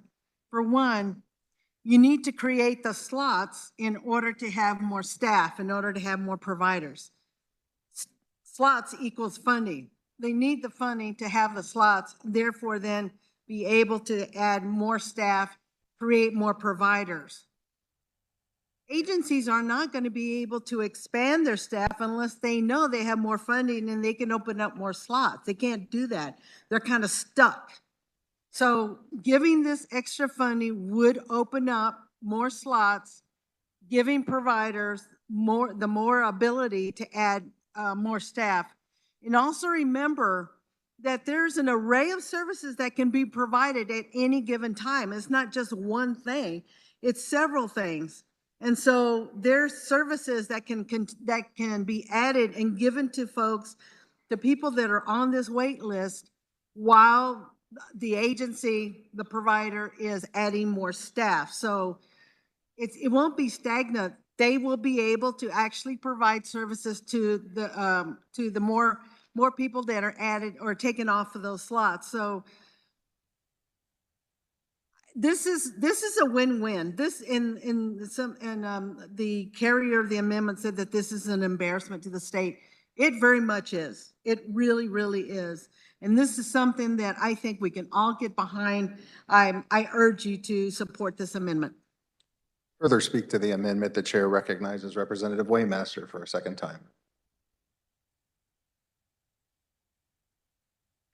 Thank you, Mr. Chair. So I want to kind of reiterate what my previous comments were, that this is noble and well-intentioned, but KDADs can't handle this.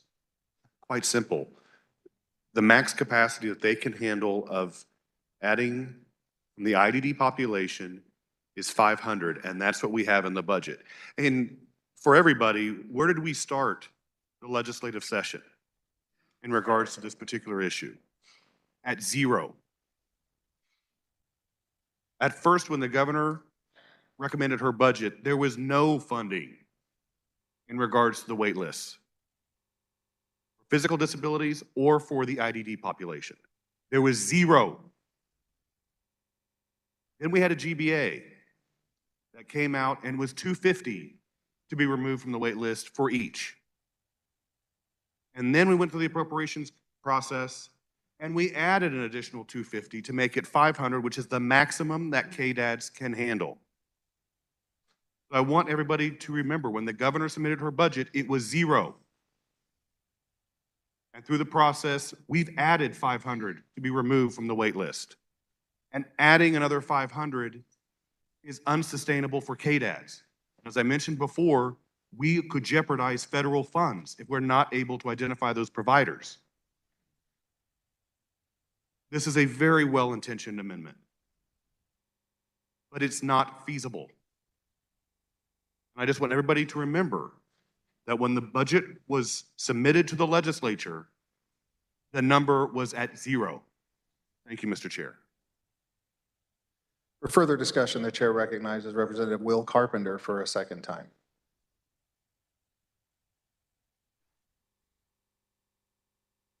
Thank you, Mr. Leader. And just to reiterate what has been said here, so when we started out, these folks were making about 10, 11 bucks an hour. Now they're at 15. And of course, that progression-wise, that's worked its way up the pay scale. So we are very, very, very solid on this. But I think we just need to realize that we need to take baby steps on this. And although I appreciate it very much, it doesn't do any good if we don't have any access to providers. So again, I would hope you would oppose this amendment. Further discussion, the chair recognizes Representative Landwehr.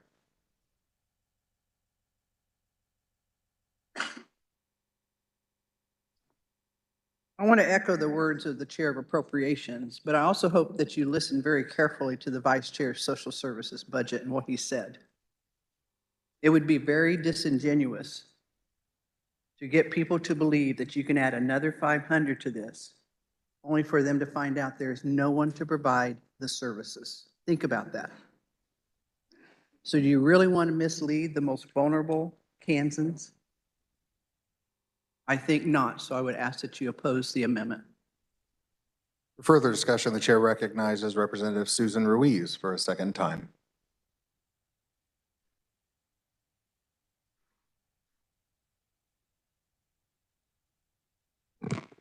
Thank you, Mr. Chair.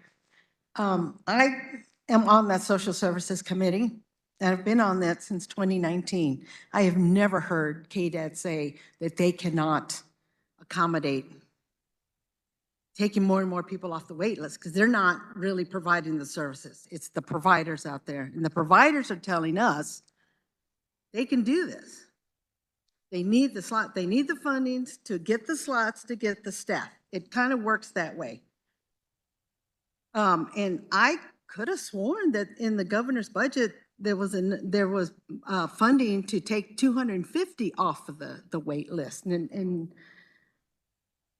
I don't know where, maybe I read it wrong, but I thought that's what was on there. So I urge you to vote for this amendment. We need to take more people off the wait list. The current funding that's there, which is fantastic, it's not enough of an impact. We need more of an impact.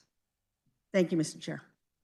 Further discussion, the chair recognizes Representative Ballard.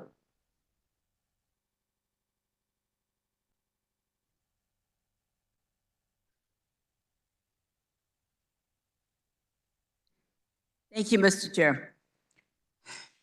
This is a difficult one because on one hand, I understand that we have gone a long way from where we started. At the same time, I also realize that we need more workers and staff in order to make this happen. But I think right now the most important thing I see is from the constituency saying we need to try and eliminate this large list. That's where my dilemma really is. We need to do it. We're moving in this direction. We're waiting for our support waiver, but we know that that's probably 2 years out, so that we don't have it. And this list grows over 300 a year, if I'm correct. So I think that's where the dilemma is. I think we need to show the community that we are moving as quickly as we can, and maybe we're pushing it a little bit by trying to go another 500. But at least they will get the message that we are trying to eliminate that list as quickly as possible without endangering or not providing the services that our constituents need. So for that reason, I'm going to support the 500, because even if we move to 500 and we ran a little short in providing the services, at least we have the money to hire more people or increase their hourly wage so that we keep them and they don't leave because they can find a better job elsewhere. So I'm caught right in the middle of it, being the ranking member on social services, but I also know I receive more emails, and I'm betting you do too, about people appalled that they have to wait 8 to 10 or more years in order to receive services. This is more trying to eliminate it as quickly as possible. Thank you, Mr. Chair. Does any other member wish to speak to the amendment? Seeing none, Representative Miller, you may close.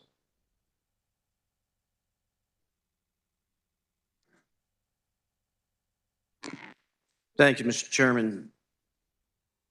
I want to take the side of the appropriations chair and say that no, the governor did not include in her budget any of the slots that have been added through the appropriations process. It might come as a surprise to some. I don't always agree with the governor. In fact, when I was given a briefing of the governor's budget, the first question I asked was, what's in there for IDD? Because when it comes to funding, this is my number one priority. And I will differ with the description that what's in front of us brings us a long way. No, it's just at best treading water. And I appreciate and I expected and I understand the arguments about capacity. Providers have no reason to increase capacity unless there is demand for it. And the demand is created by increasing funding of the number of slots. It is the age-old adage, if you build it, they will come. If we fund it, they will expand. But they can't do that not knowing that the funding is there to support the increase in capacity, the proverbial chicken and egg. We need to lay this egg. It's not golden, but it's something. The comment was made about other states have waiting lists. Other states do have waiting lists. Some states have had waiting lists and they eliminated them in the space of 2 years because they appropriated the money to do it. I heard nary a word in all that discussion since I offered this amendment as to why we needed to keep this $13 million where it's currently allocated and instead better allocate it for this purpose. Here's the worst thing that can happen. If we adopt this amendment, appropriate the money, the increase in capacity doesn't follow. And we don't spend the money. The money will only be spent when the slots are filled. I predict the slots will be filled, the capacity will be increased when we make the slots available. It's one thing to talk the talk. In this case, I ask that you walk the walk and support the amendment. Therefore, I close. You've heard the motion by Representative Miller to amend. All of those in favor signify by saying aye. Opposed, no. The noes appear to have it. Division has been called. The clerk will open the roll and you may vote.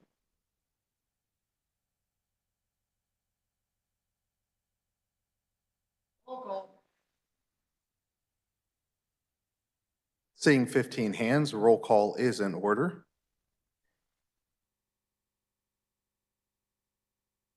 Has every member had the opportunity to vote?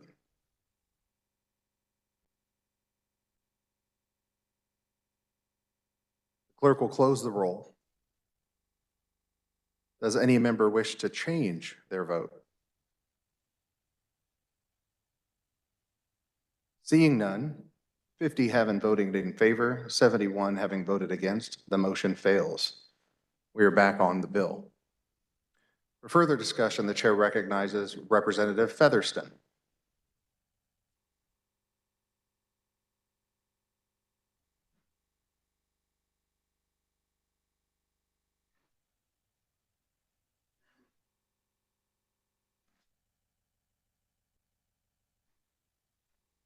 Thank you, Mr. Chair. I have an amendment.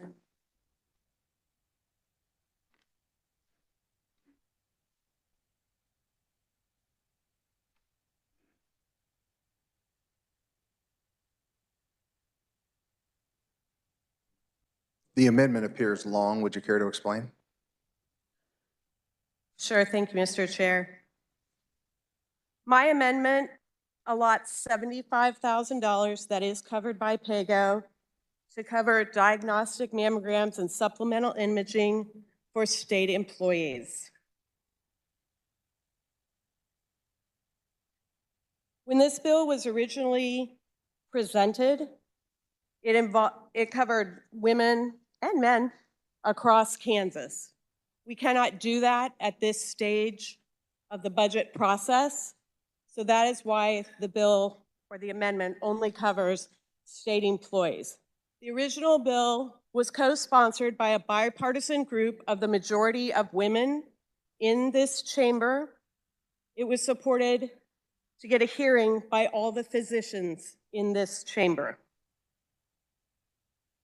In case you're not familiar with what a diagnostic mammogram is, sorry, we're going to talk breasts for a moment. So, Representative, if I could ask you, I believe you failed to turn in the amendment, and so we need to get that turned in so that we can get that recorded. Sorry to interrupt.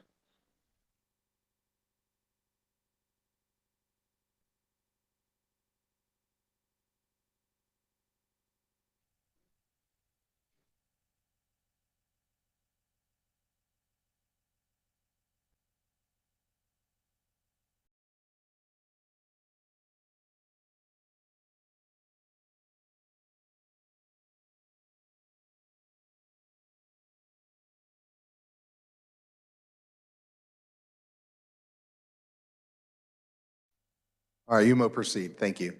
my apologies. So, as I'm sure most of you know, a screening mammogram is required to be covered by all insurance policies. This is quite literally a life-saving test that women will have. When you get the call back that says something is not right, something is suspicious on your screening mammogram, then you are referred by a medical professional for a diagnostic mammogram. It is all part of the continuum of care. It is not additional care. It is the care that is required to devise a treatment plan. You cannot skip this step.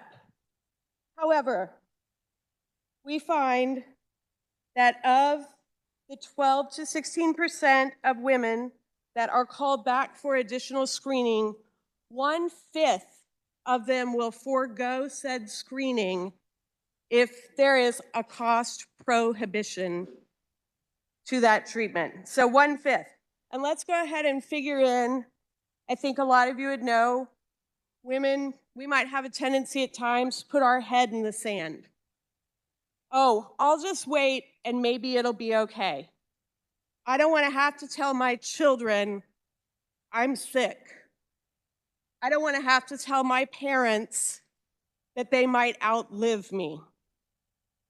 These are real things that we have to think about. I think we also need to think about the survival rate of cancers caught at stage 1 is nearly 100%. That's what this testing does. When stages progress up to stage 3, the survival rate can be as low as 66%. If it gets to stage 4, forget, we're in the 20s, 28%. That's a pretty significant drop off. If we can catch these things by changing the cost share, we can save lives. I think also logic tells you cancer caught early, while not cheap, is significantly cheaper than cancer that must be treated later. It's roughly twice as expensive on the second end. So this will save lives, save insurance companies money, and really just do the right thing for our state employees, which hopefully could start the discussion for all Kansans. One thing I'd like to add is that it was in 1988 that the Kansas Legislature mandated mammography coverage that was deemed medically necessary and appropriate in accordance with the National Comprehensive Cancer Guidelines. They required that coverage. At that time, the best thing we had was a screening mammogram. So there was no second step. This is what you've got. So This is merely catching us up. And in case there's going to be further discussion, CMS has clearly said this is not a mandate. This is shifting the cost share. I know in this chamber we like to think we make up our own rules for everything. That's not how this rolls. So it's not a mandate. It is simply catching up the technology we have today with the mandate we made some time ago in an effort to save lives. I'll stand for questions. For further discussion, the chair recognizes Representative Blue. Thank you, Mr. Chair. Bonnie, a couple things. So when you put a mandate in to statute, our healthcare prices skyrocket. So I think that's something that we need to be thinking about. The other thing to think about was there was a bill on this and there wasn't a hearing. There wasn't a hearing because it's not a good idea. So with that, I ask that you oppose this amendment and let's move forward. For further discussion, the chair recognizes Representative Oropesa.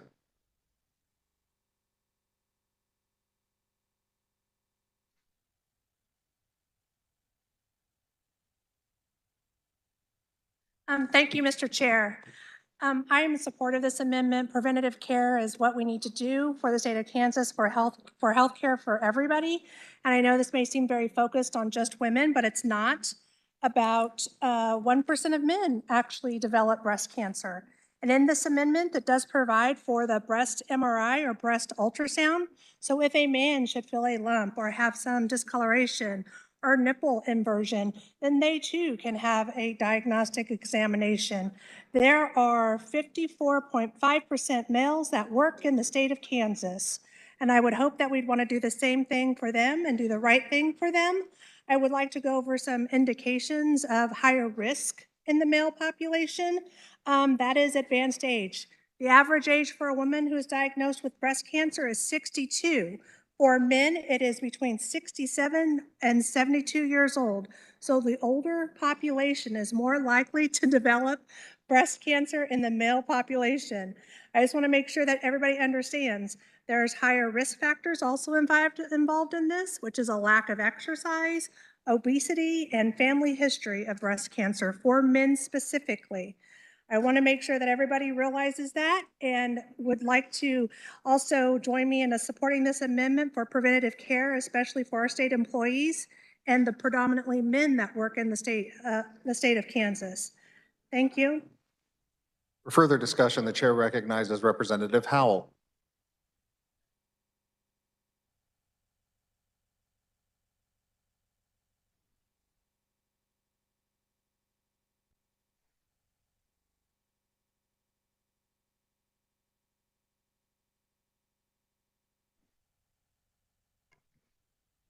Like to ask a question, if I may? Of course, thank you. Do you know what this cost would be to the state to cover this? $75,000. And where did you get that number from? Of the most recent fiscal note from Legislative Services, the budget office. Okay, thank you. Colleagues, I just wanted to speak to this real quickly. I really debated whether or not to sponsor this bill or not. And I just wanted to make sure that it's really clear that this is for employees of the state of Kansas who already have insurance coverage. So the first mammogram is free, and as someone who's had a diagnostic mammogram, this is a secondary follow-up mammogram that's more in depth. And when I know myself as an insured person, I know that I have a deductible. I know that not all my costs are, that there are costs that I can incur. And so I feel that it is not a real need. And even if it presents a hardship to pay for a diagnostic mammogram, it's very easy and simple to set up a payment plan with your doctor or whatever company that's providing that service. Thank you. For further discussion, the chair recognizes Representative Epley.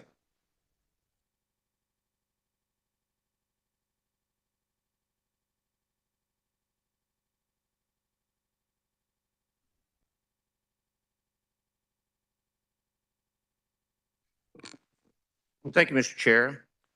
Colleagues, I rise in support of this amendment. The cost is negligible, and this is really just continuation of care. And think about this. If you find an abnormality, you've got to work it up. You've got to find out what's going on.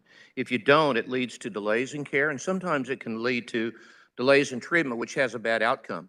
I've lived this with people, with individuals, both men and women, who delay working this up because it's not covered by their insurance. Many states, and I wish I was prepared with this, already do what we're trying to accomplish here with this test track. We're just trying to start the ball rolling to where all insurances in the state of Kansas will provide this continuation of care. This is just continuation of care. This is really, in my opinion, standard of care, and we should cover it. We should create a test track for this to go forward and make this happen. If we don't do it now, we're going to do it at some point in time. If you want to wait, let's wait and save the $75,000. Otherwise, I really think we should move forward with this, support this, get the ball rolling, and move towards allowing this to be done by all insurances. Thank you, Mr. Chair. For further discussion, the chair recognizes Representative Sutton.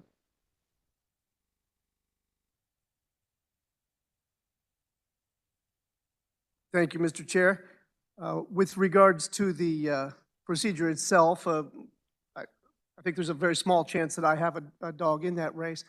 But what I would be talking about would be the procedure that we're going through here. And our procedure would be to, first off, have a financial analysis. And that $75,000 from legislative research does not qualify. And then we go through the test track. And then we try it in the state employee health plan. We're putting the cart before the horse here. We're not doing it according to the appropriate procedure at all, the procedure that we've used in the past, the procedure that we will continue to use. So for that reason, I do urge the defeating of this amendment. Thank you.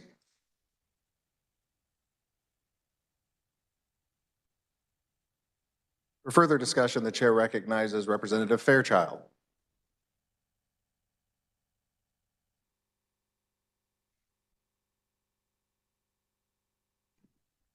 Thank you, Mr. Chairman. Would the carrier of the amendment stand for a question? Yes, thank you. My question is regarding how this is being paid for under the PAYGO rules. Since it costs $75,000, I was listening and I don't remember that being addressed, how that's being paid for, what you're cutting in order to pay for this. It comes out of the debt reduction fund.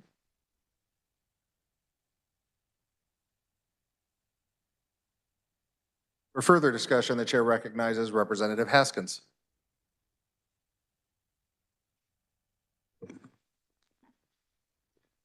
Colleagues, in Representative House District 53, I stand up here in support of the amendment. I find that we are spending a lot of time talking about $75,000 that could better the lives of state employees, which my county and district has quite a few of. But prior to that, we went through 3 amendments, if you will, to address increasing to 500 slots to service a population. But now we can't have any $75,000 because it didn't follow the process. But beginning of this session, we actually have sent our team to conference, in which we all know that things that happen in conference are not always heard or debated here. We are spending a lot of time. We need to service all citizens of Kansas. I appreciate my colleague for recognizing the importance of this preventative care. It is $75,000. The amendment is good. We could pay for it. I hope you support that. Thank you. Thank you. And members, if you could remember after you're done speaking to please turn your light off. That would help me stay organized a little better. Is there further discussion on the amendment? Seeing none, Representative Featherston, you may close. Thank you, Mr. Chair. There is one major correction I would like to make. I have a fiscal note that is on the record. You can look it up in your computers. It is signed by the Director of Budget. I believe that is how all our fiscal notes appear. I'm not making up numbers. This is an official fiscal note from the Director of Budget. So As the previous speaker said, we're talking $75,000, which is essentially couch change in this chamber. Now, it's real money to me because I'm a musician, but for the budget, this is nothing. However, it's something to our female state employees and their families. This is something that will literally save lives. Another thing I can complete the information from, 20 states have already passed this to cover their entire state. That would include our neighbors in Missouri, who just passed it last year, Oklahoma, Arkansas, fairly conservative states that can see the value of math. If something costs half as much at the beginning of treatment, it will save insurance companies money. There is no way around this math. Twice as expensive is twice as expensive.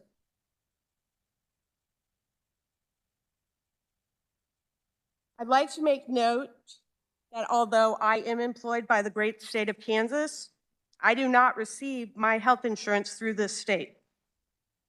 I am insured through my husband's employer, which is the state of Missouri health system. I honestly can't tell you if my insurance covered the entire cost share or not because I was sick before the law was passed. And frankly, I threw away a lot of the bills because I just needed to get the bad juju out of my house. And I thought, I'll just erase everything. I didn't really intend to tell people when I was first sick. I was diagnosed right after the election. And my first thought was, how am I going to take care of my constituents when I don't even know what's going to happen to me? So I kept it to myself. I didn't tell my children because I didn't want to worry them. I didn't tell my parents. And I went for tests after tests after tests, which I'm sure many of you have walked this journey on your own or with a family member. And each time, all I could think was, what about the people who aren't as lucky as me, who don't have a physician for a husband, who can't pay for this test? I can't even imagine having to make that choice between feeding my family and seeing if I was going to be okay. When I was finally ready to let the chamber, my colleagues know that I was sick, I was heading up to my office one day, and there sat the legislative liaison for the Susan G. Komen Foundation, who it turns out is a constituent of mine. And they said to me, hey, I have a bill that I'd like you to look at. And I said, wow, nobody even knows I'm sick yet, and yet I've been given this opportunity to advocate for others. And frankly, like if we accomplish nothing else in this chamber than to help those who can't or won't speak for themselves, I'm extremely comfortable with that outcome. So with that, I close my amendment and I ask you to support prioritizing women's health care throughout the state of Kansas. You've heard the motion to amend by Representative Featherston. All of those in favor signify by saying aye. Aye. All of those opposed, nay. The ayes appear to have it. The ayes do have it. Motion passes.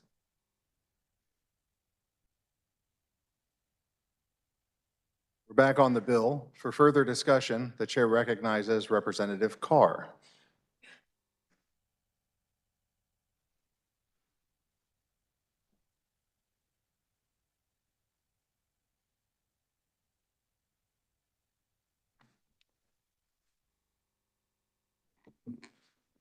Thank you, Mr. Speaker. Last year, during this budget hearing, there was a particular item on the budget that received bipartisan support. And as much as there may have been some certain dramas associated with that item, it still received bipartisan support and fortunately, unfortunately, or otherwise, was later line item vetoed by the governor. At that time, there were certain members, certainly of the Republican Party, that had, let's say, disparaging comments with respect to the governor's decision to line item veto that particular addition. The governor, however, did state that with respect to that, she would support the efforts. Those efforts would be providing funding for African American historical sites in Kansas.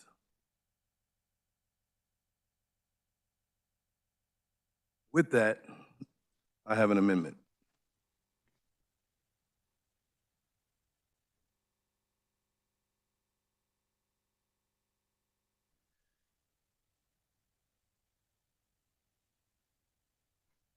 The amendment appears short. Would you like to explain your amendment?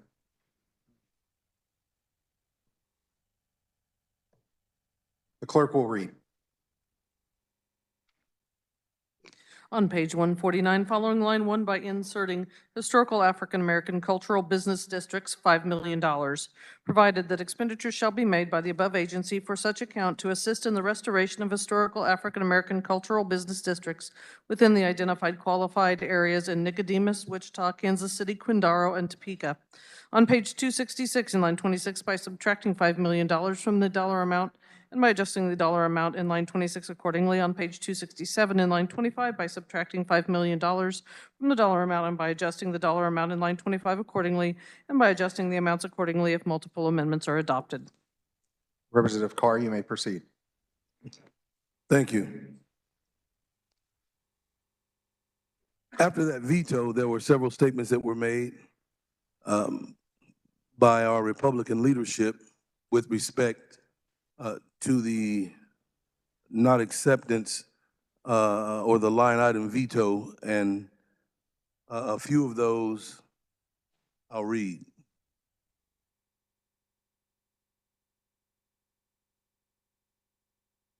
Politics has been put ahead of priority.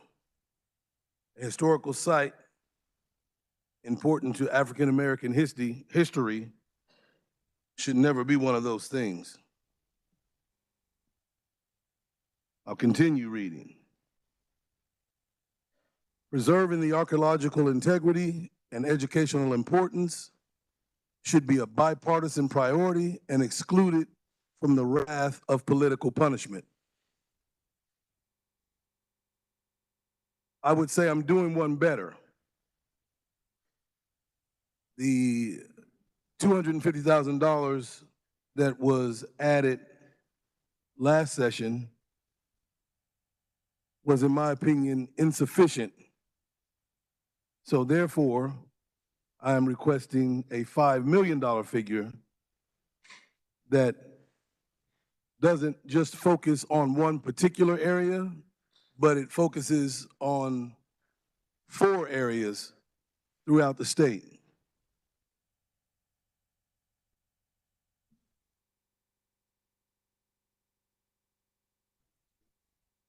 And I'll stand for any questions.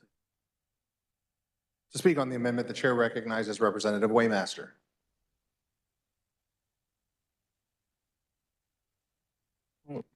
Thank you, Mr. Chair. So if you recall, last year, we had a very similar item, but it was just into one particular area, and the dollar amount was $250,000.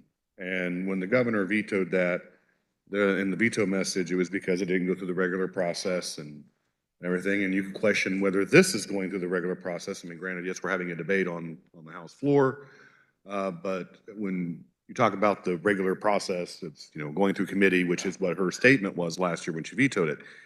Now we're increasing this to $5 million coming from, and the last amendment was the same. However, that amount we could cover, but 5 million coming from the debt reduction fund prohibits us from paying off debts, which is what the governor has been advocating this session. $5 million is a little bit different than 250,000. Yes, now, granted, yes, I know it's covering more areas than the proviso we had last year. But if this passes, we can't pay off some of the debt that the state has. So I would ask you to vote no. Does any other member wish to speak to the amendment? Seeing none, Representative Carr, you may close.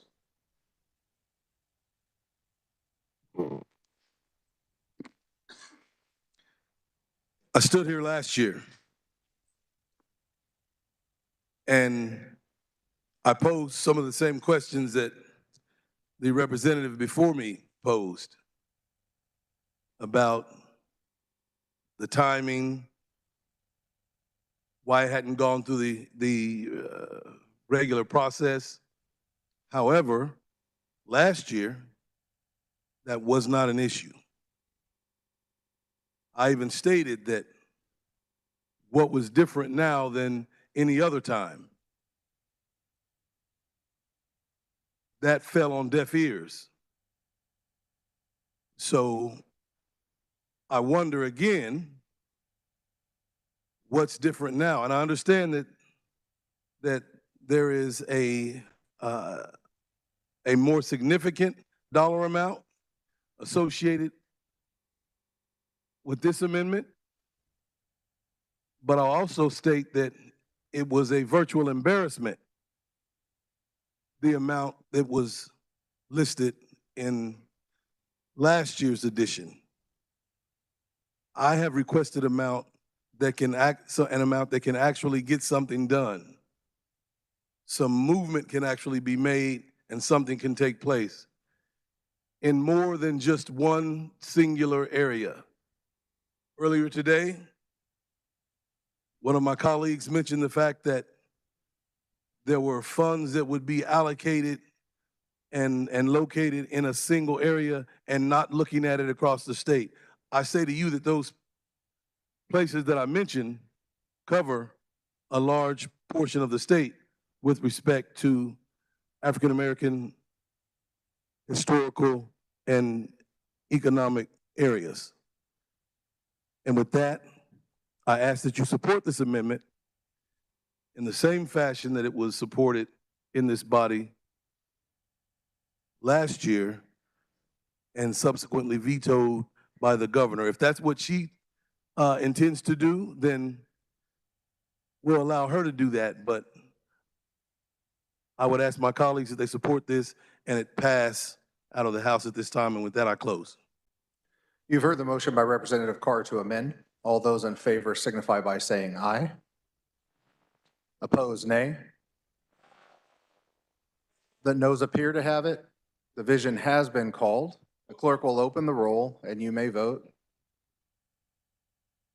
Seeing 15 hands, a roll call is in order.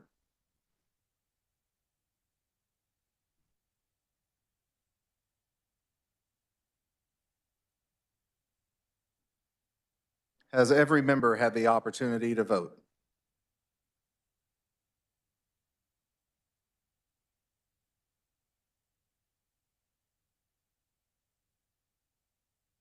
The clerk will close the roll. Does any member wish to change their vote? Seeing none, 35 voting in favor and 80 against the amendment fails. We are back on the bill.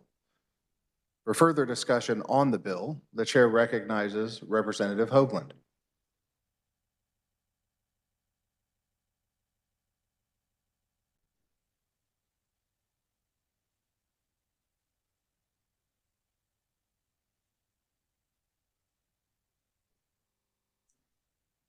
No, this will come as quite as a shock.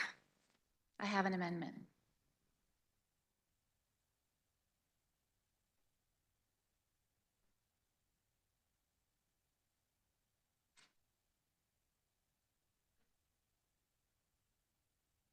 The amendment appears short.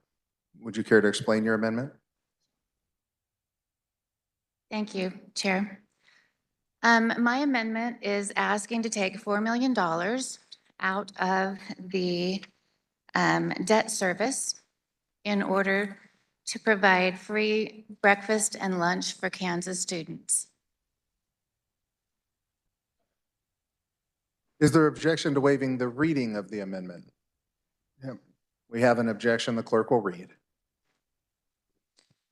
On page 145, following line 5, by inserting Section 77, Department of Education. Paren A, there is appropriated for the above agencies from the State General Fund for the fiscal year ending June 30, 2024, the following: school breakfast and lunch assistance, $4 million. On page 266 in line 26, by subtracting $4 million from the dollar amount and by adjusting the dollar amount in line 26 accordingly. On page 267 in line 25, by subtracting $4 million from the dollar amount and by adjusting the dollar amount in line 25 accordingly, and by adjusting the section numbering and amounts accordingly if multiple amendments are adopted. For further discussion on the bill, the chair recognizes Representative Waymaster.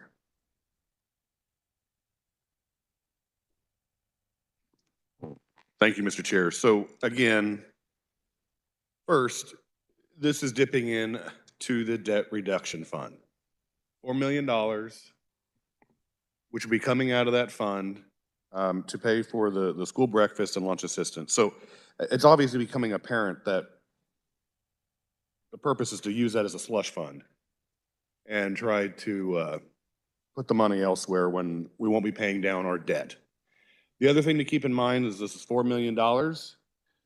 K through 12 education is getting an additional $195 million in fiscal year 2025 and is projected to get $208 million in 2026.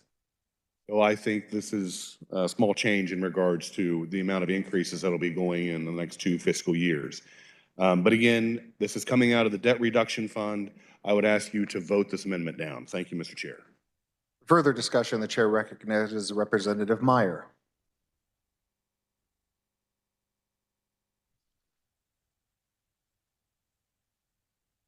Thank you, Mr. Chair. I understand that there may be some concern that we're using something as a slush fund, but I would disagree with that. This is the process, and part of the process would be nice if some of our bills could get hearings in committees. But when they don't, we have to go this route. This is a great bill, or it was when it was introduced to committee. This would be able to provide free lunches and breakfast to children across the state, and it wouldn't bother any of the programs with the CEP, which is the continuous eligibility provision for school lunches across the state.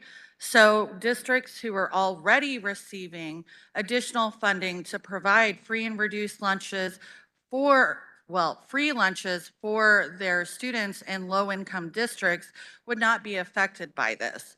This just extends that ability. And I think that as we've spoken about issues with food insecurity over the last several months, it's become apparent that we need to do more to support our families, especially our children across the state.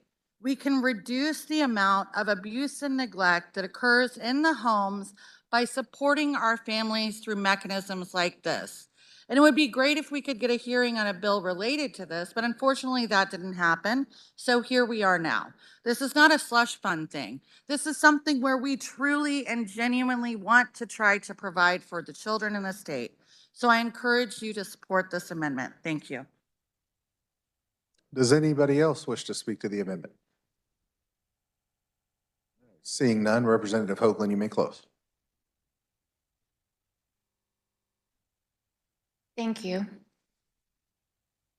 I represent a good majority of the schools in Olathe that are Title I. I represent a lot of people that this could help.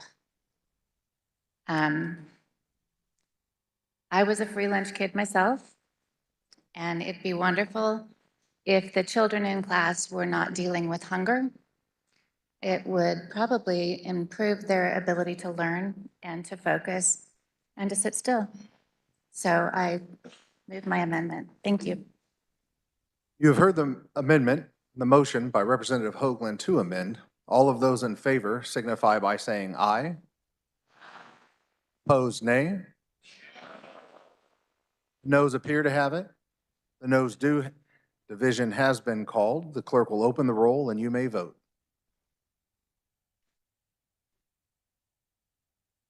Roll call. Seeing 15 hands, roll call is in order.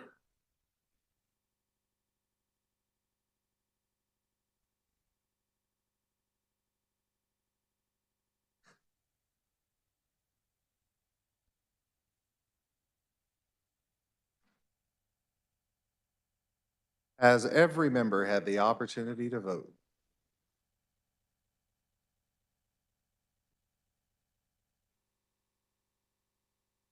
The clerk will close the roll. Does any member wish to change their vote? Seeing none, the yeas being 36, the nays 79, the motion fails. We are back on the bill. For further discussion on the bill, the chair recognizes Representative Will Carpenter.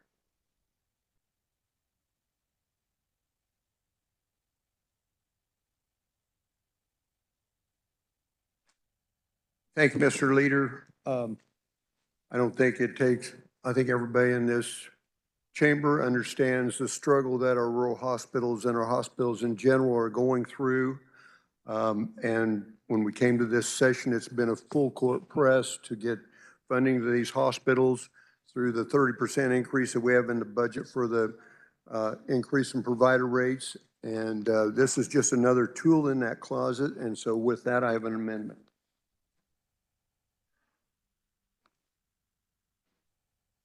While they're getting this figured out, I'll just start. The amendment appears long. If you would like to explain, Representative. Yes, please. So this amendment is to do with the HCAP program, which stands for Healthcare Access Improvement Program. Our hospitals are already doing this. In 2019, we went through a process where they were taxing themselves 1.83% of outpatient.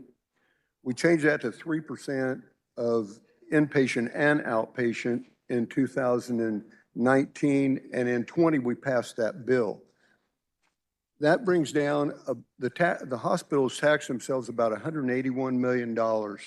It brings down $497 million all funds, and so it nets them about $315 million.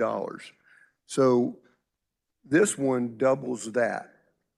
And there are 49 other states that have these kind of taxes. 44 of them have a hospital tax just like this. And so in order to help our hospitals, that is what this amendment is. And I would appreciate your support, and I'll stand for questions.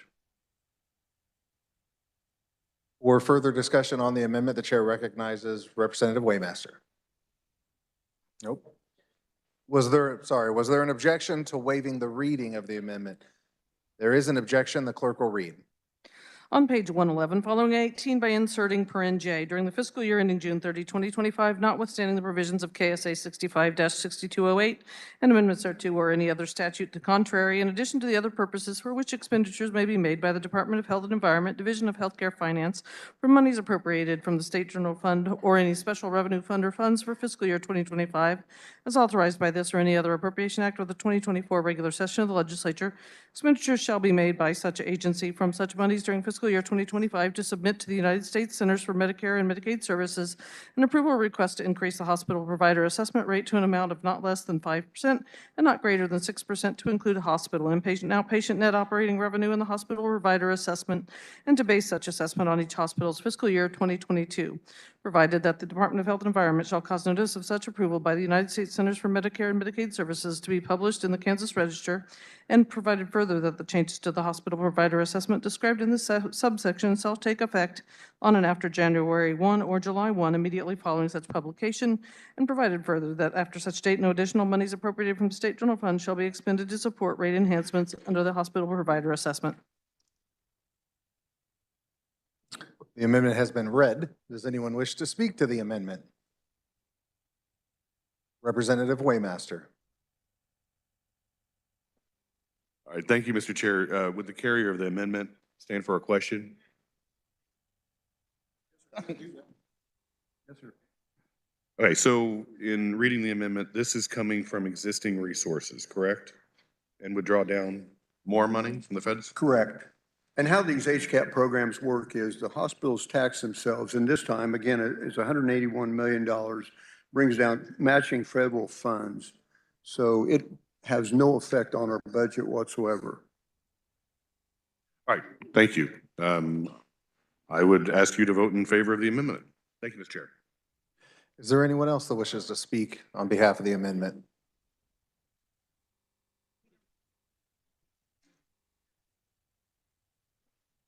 Wish to speak to it? Representative Helgerson.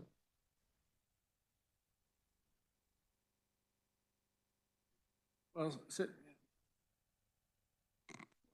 what was the cap you put on? What's that? What was the cap that you put on, sir? The cap? Yeah, you raised it how much? Oh, so now it's currently 3%. This would go to 6%, but so effectively it would double the rate that the hospitals would receive. All right,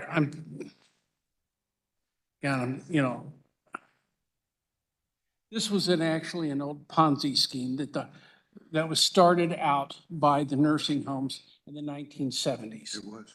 It was. Dick, I can't even think of the lobbyist's name that did that. My question is, why 6% then?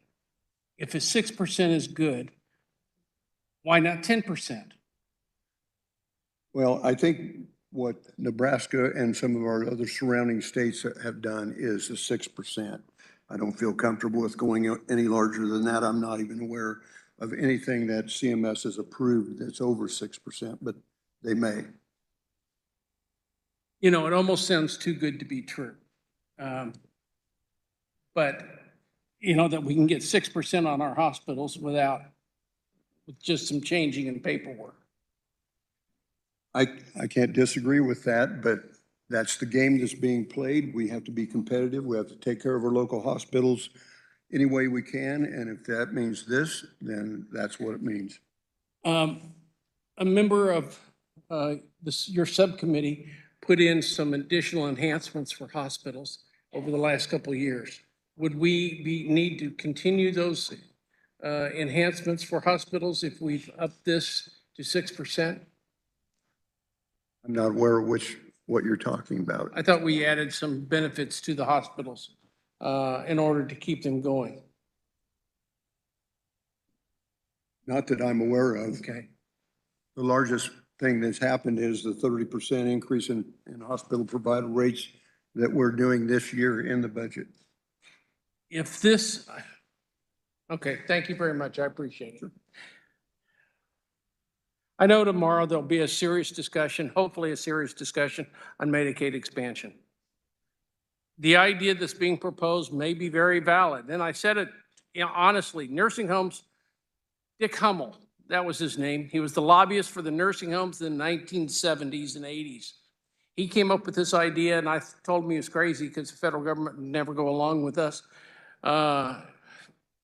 playing with the books in order to have it happen, but it worked. And we've got tens of millions and maybe even hundreds of millions of dollars. It may be a way that's satisfactory, but I also think that we need to give an honest review of Medicaid expansion then, because it may have even better benefits to people outside the small hospitals for the same amount of effort. However you want to vote on this, it's up to you.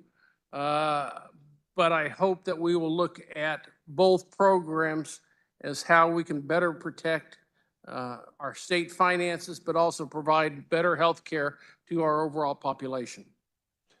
For further discussion, the chair recognizes Representative Carmichael. Thank you, Mr. Chair. A few questions for my friend, the carrier of the amendment. Of course. Good afternoon. I guess it's afternoon. Yeah, it's well into the afternoon, isn't it? I recall we saw some legislation similar to this a few years ago. I think we raised this tax or fee because the idea was if we raised the fee, then we would get more money back from the feds. Am I generally on track? I've slept since then. That's exactly how it is, and that was 2019, and the bill passed in 2020. It does take a period of time for CMS to approve this, so it's not like it's going to happen overnight, unfortunately, but it's a process that we have to go through.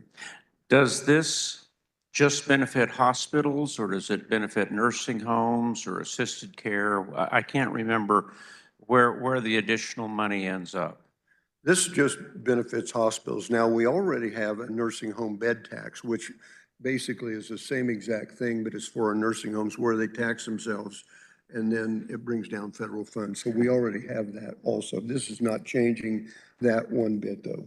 So this deals with hospitals. Back in 19, I think you said it was, we did something similar with nursing homes. Is that correct? Correct. Well, the nursing homes was in effect. We didn't do anything with the nursing homes in 19. The bill took effect in 20. The first funding for this to our hospitals was in 2022. So that's how long it takes. So this, is it a surcharge or a room tax, if you will, that's being implemented? Sort of. They tax themselves, and this year it was $181 million. When that is computed out by the federal government, it brings down about $497 million. Subtract that from the $81 million, you get $315 million to our hospitals. When you say they tax themselves, does it ever show up in the patient's bill anywhere? I'm not a hospital administrator. I couldn't answer that on. Okay. Yeah, I'm not either. I appreciate your help trying to answer my questions. I have concerns about this. I had concerns about this when we did it with long-term care and/or nursing homes some years ago.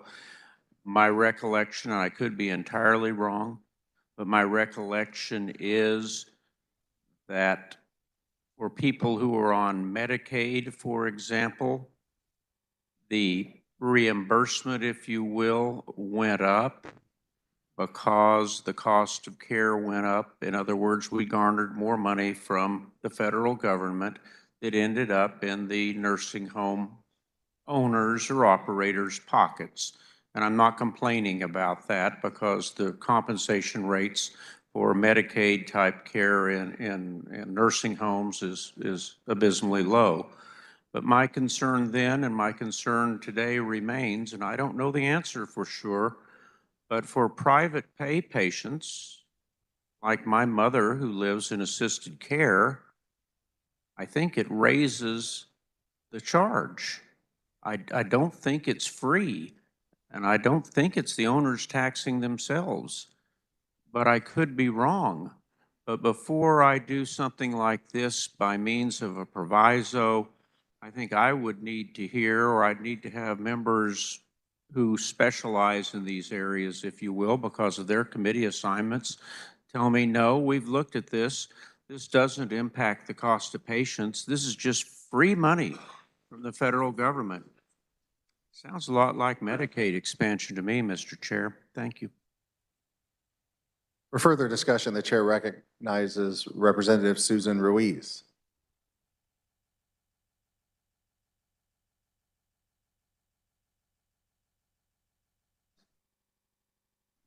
Thank you, Mr. Chair. The carrier of the amendment stand for questions. Thank you, Will. Welcome. Here's the budget. And so right now, we're adding 45.2 million, including 17.9 million SGF to raise all Medicaid outpatient hospital provider codes. Correct. By 30%. And we did that in the social services budget too, right? So what does your amendment do then? This is totally separate from that. It's called the Healthcare Access Improvement Program. It's a deal set up by the states. 49 other states are accessing this. It's a way to draw down federal money. Quite frankly, folks, I would have put this in the budget had I've had my numbers together and everything done. I've done this in the past when I did it before. I put it in the budget as a proviso. but I'm putting it in the budget as a proviso here is because I didn't have my numbers together in time to get it in the budget process. Okay. Or I normally would have introduced this in social services budget, and we would have vetted this. Sure. And you're raising it to 6%. From 3? From 3. Okay. Inpatient, outpatient. Okay, and it's drawing down federal funds from Correct. that special fund that you're talking about? From CMS. From CMS, okay, okay. All right, thank you. Yes, it does sound like Medicaid expansion. Medicaid expansion does the same thing. And it draws down federal funding, and it would actually, I don't have the numbers, and maybe the representative does, but it would probably draw down even more. We know that the Hospital Association is for Medicaid expansion. Is this a help for the hospitals? Of course it is. So it's like raising the Medicaid, the rates for Medicaid that is already in the budget. We vetted it in social services budget. We all agreed that it was good. But really to fully make an impact on hospitals, rural hospitals, medical providers in general, it's going to take several things put together. Medicaid expansion is one of them. So I'll leave it to the body to decide how they want to vote on this amendment, but just know that Medicaid expansion does the same thing. Thank you. Seeing no other members wanting to speak to the amendment, Representative Carpenter, close. So Ben's Medicaid expansion was brought up. There are rural hospitals that are failing in states that have expanded Medicaid too. So it is not the savior for all rural hospitals. Folks, this is all hands on deck to save our rural hospitals, and this is a tool in the closet that we need to allow them. So I urge your support. And you close. Close. And I close. Thank you. You've heard the motion by Representative Carpenter to amend. All of those in favor signify by saying aye. Opposed, nay. The ayes appear to have it. The ayes do have it. The motion passes. We are back on the bill, and the chair recognizes Representative Murphy.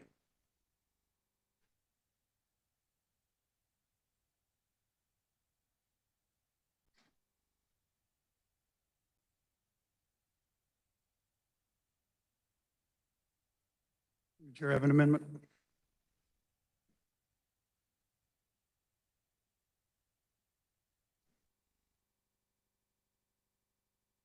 The amendment appears long. Would you like to explain your amendment?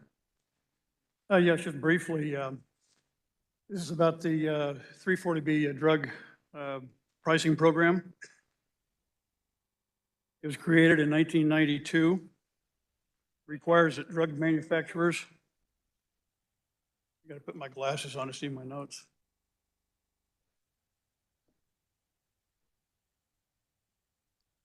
Requires that covered entities, which are critical access hospitals, community health centers, get drugs at significantly reduced prices. We were just talking about how we're trying to do things to help the rural hospitals. This really affects rural health care. The intent of the program is to stretch their resources as far as possible. Maintaining services and lowering medication costs for patients is consistent with the purpose of this program. It was enacted by Congress in a larger bill signed by George Bush in 1992. Drug manufacturers have decided to stop allowing covered entities such as critical access hospitals and community health centers to purchase outpatient drugs at the 340B prices and have those drugs shipped direct to contract pharmacies. It's pharmacies that covered entities contract with to dispense the drugs to their patients. Drug manufacturers claim that since the contract pharmacies are owned and operated by third parties and not the covered entities, they themselves don't have to allow the delivery and dispensing of 340B drugs in contract pharmacies. They argue that the program doesn't expressly permit contract pharmacy arrangements because Congress and HRSA have not taken action. The states are, and states have taken action, and they believe that they have the authority to require drug manufacturers to comply with covered entity retail contract pharmacy arrangements. The gist of the bill is that manufacturers shall not deny, restrict, prohibit, or otherwise interfere with the acquisition of 340B drugs or the delivery of a 340B drug to pharmacies under contract with a 340B covered entity and authorized under such contract to receive and dispense 340B drugs on behalf of the covered entity, unless such receipt and dispensing of the 340B drugs by such a pharmacy is prohibited by the United States Department of Health and Human Services. The goal of this drug, of course, is to restore the ability of covered entities to purchase these drugs at significantly reduced prices and have those 340B outpatient drugs shipped to independent pharmacies to be dispensed to their uninsured and underinsured patients at 340B prices. This program not only helps Kansans gain access to affordable medications, is a major funding source for critical access hospitals, community health centers, and small independent pharmacies. People say, well, this is going to conflict with federal law. But part of the bills, or part of the amendment says, unless such receipt and dispensing of 340B drugs as such a pharmacy is prohibited by the United States Department of Health and Human Services. In other words, if they step in and say you can't do it, well, it just doesn't happen. There have been Louisiana, Arkansas, West Virginia, and Virginia have all passed similar legislation. In the latest case before the 8th Circuit ruled in favor of Arkansas, upholding their 340B bill to be dispensed at contract pharmacies. The 8th Circuit asked if 340B statute had language prohibiting state laws. It does not. The pharmacies, drug distribution, mandating manufacturing permits, contracts, I mean, everything are all regulated dually by federal and state. Contract pharmacies are governed by state law. They were before 340B, and they have been since. And HHS stated in 1996 that contract pharmacy arrangements are a matter of state law. And with that, I'll stand for questions. Is there objection to waiving the reading of the amendment? Seeing no objection, Representative Murphy, do you have anything else to add before we go to questions? No. Very good. To speak to the amendment, we have Representative Sutton.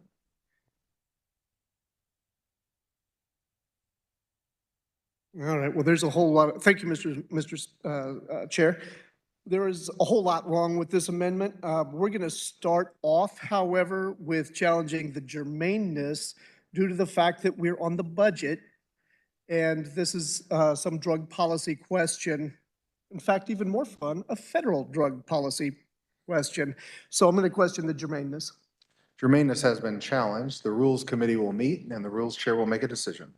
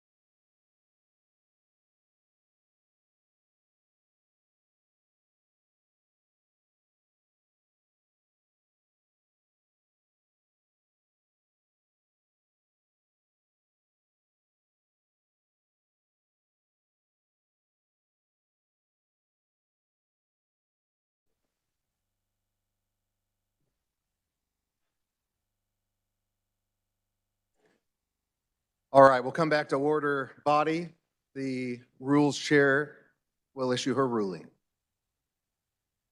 Hello, body. Thank you. The Rules Committee is in unanimous agreement that because this amendment mentions state general funds, special revenue funds, expenditures, and the rules for germaneness include if it's relevant, is it in a natural logical sequence? Because it does address the base bill, that unanimously agree that it is germane. All right, we are back on the amendment. Floor is back to Representative Sutton. Right. Well, though I may disagree, I'm not going to challenge the Rules Committee on that one. I will urge the body, however, to reject this amendment. The 430B is a federal program, and it's pretty dysfunctional as it stands, but it's not ours to fix. I would recommend holding off, let the feds handle the Fed programs. Do you guys ever get, when you're out door knocking, do you ever get people who say, I want to talk to you about Medicaid, and then they describe a Medicare problem? That's never happened? Okay, that maybe it's just me. Okay. This is what we're dealing with here, though. We're the state government, and if we want to pass a resolution or something regarding 430B, that's great, but we don't have any jurisdiction on it, and so I would certainly urge the body to get rid of this amendment. They may have passed it in the Senate, but we know how professional that body can be sometimes. It's fixing to get better, but it's just not there yet. So I would urge the body to reject this amendment. Thank you. For further discussion, the chair recognizes Representative Clifford.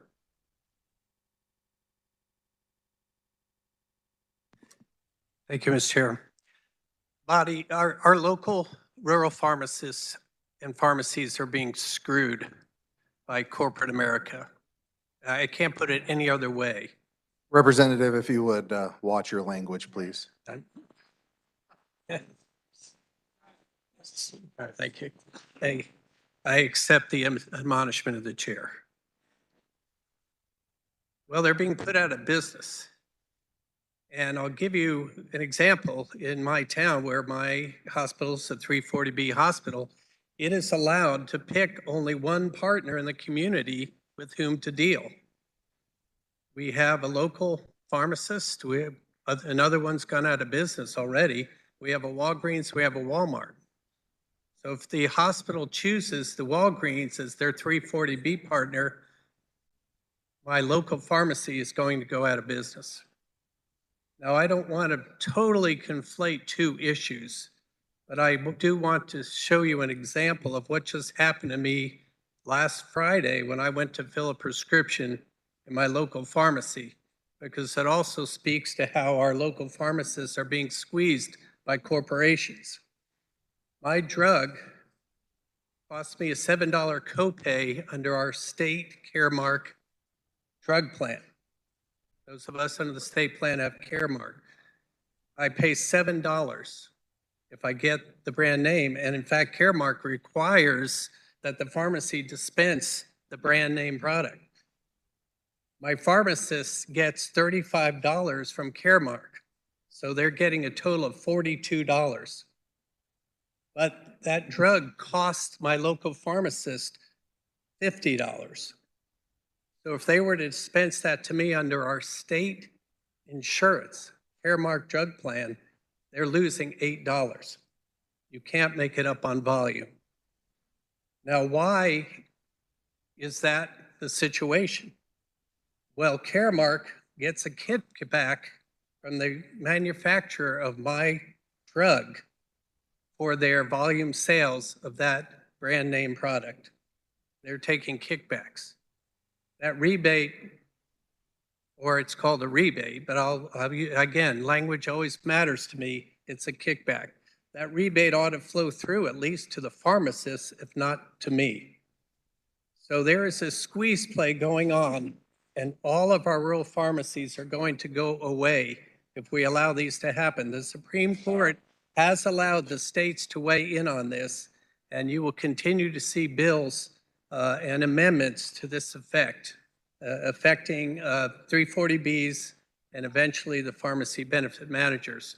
I will tell you on the Senate side, and I realize we've been admonished about following the Senate in this chamber by the gentleman from Wichita, but an unusual coalition of a state senator from Hutchinson and a state senator who happens to be a physician and a state senator from Garden City got this amendment in the Senate version of the budget bill. So I stand as a proponent of this amendment. For further discussion, the chair recognizes Representative Barth.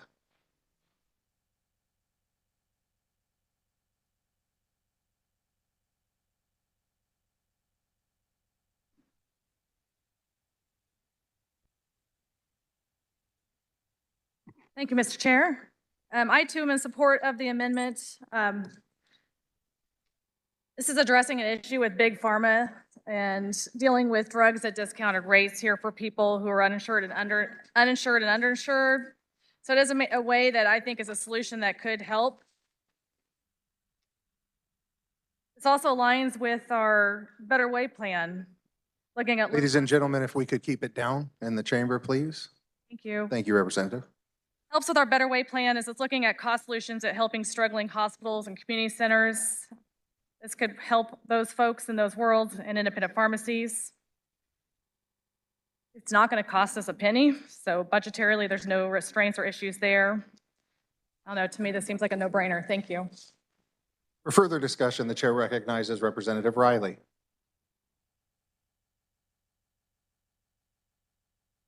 Thank you, Mr. Chair.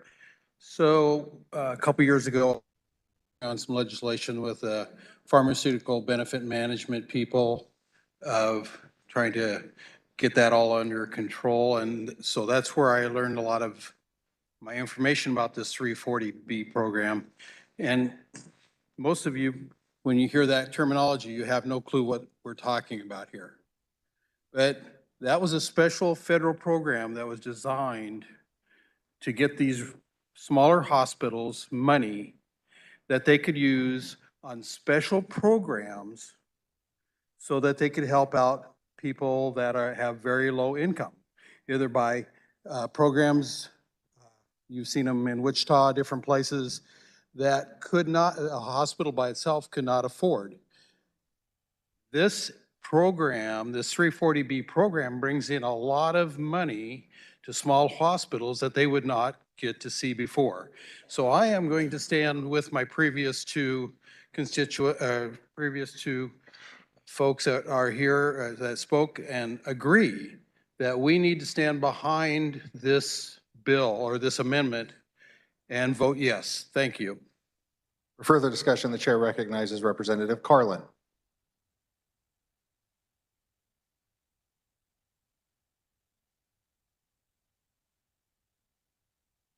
Thank you, Mr. Chair. I am happy to hear this amendment come forward. I only wish I had been involved in working it up, because there are a lot of things about it that I'd like to know, because I have been working on this issue for about 10 years. The year that the Arkansas bill was put out in Arkansas, the year later, we worked it here on the floor. We passed it, but it didn't do anything at that time because the Arkansas bill was in the Supreme Court being tested. It has survived that test, which tells me that Arkansas is on the right track as a leader in this area. When I was on the floor talking about my bill, I had a list of drugs with me and the price differences in different pharmacies. And the high volume pharmacies can get something like $6 for their copay, and the smaller pharmacies, they may be charged $1,000 for their. That is the kind of difference that we're talking about, that the PBMs are creating. I'm not certain what this particular amendment does about that issue, because we haven't talked.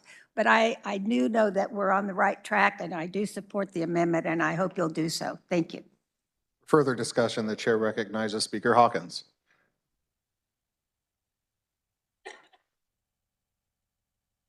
I really didn't want to get up and talk about this. Still not sure I want to talk about it, to tell you the truth. Because I don't think anybody knows what a 340B does. I think very few people actually understand what a 340B does. And you would know that if you saw my phone and all the messages I've got in the last 2 minutes going, what the heck are they talking about? Well, what they're talking about is the PBM and spread pricing and all of the things that goes into pricing drugs through a PBM. That's not 340B. 340B is intended. It was intended for two things: small rural hospitals and FQHCs.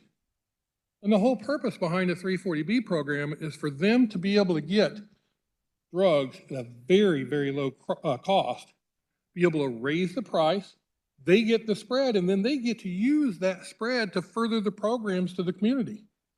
That's what 340B is. It's not all the rest of this stuff that's being talked about. I was just about to go nuts listening to it because it's just not true. So you really need to know what 340B is all about. And probably one of the, there's a few people here. I know that my friend from Beloit has spent quite a bit of time studying it and has had meetings on it, but most people have not a clue what 340B is. And I would say probably this amendment, most of the people don't understand even what this does. My personal opinion is I'm going to vote against it because I don't think anybody really knows what it does. I do know what a 340B program is. And it is a federal program. And how are you going to regulate something that's a federal program? We don't even have any money in it. Not a bit of our money goes towards it. So I think probably I'll slow down just a little bit and say, let's back off on this and learn a little bit more if we're going to do something. This is not the way to do it. So I'd vote against it if I was you, because I'm going to. Thank you. For further discussion, the chair recognizes Representative Susan Ruiz.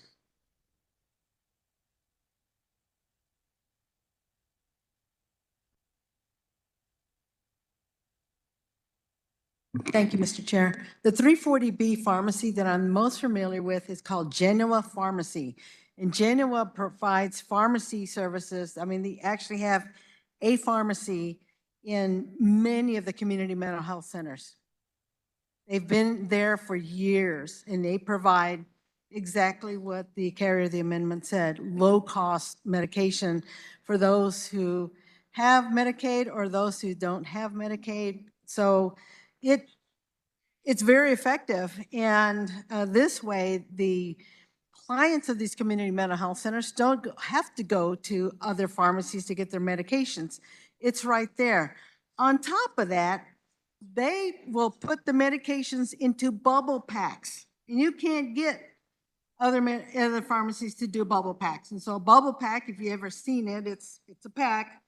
And so if a client is having trouble trying to remember their medications, or they're being delivered by a case manager or maybe an intended care staff, they can take the whole sleeve for maybe the week or maybe 2 weeks, and they're literally in a plastic bubble.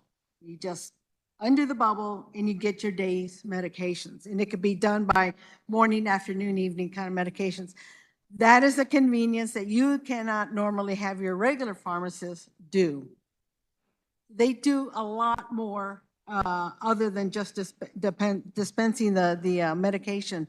But I've never heard anybody having any problems with Genoa Pharmacy. It's a fantastic pharmacy. They do a great service, especially for our population that are receiving services through a mental health center. Thank you, Mr. Chair. Further discussion, the chair recognizes Representative Concanon.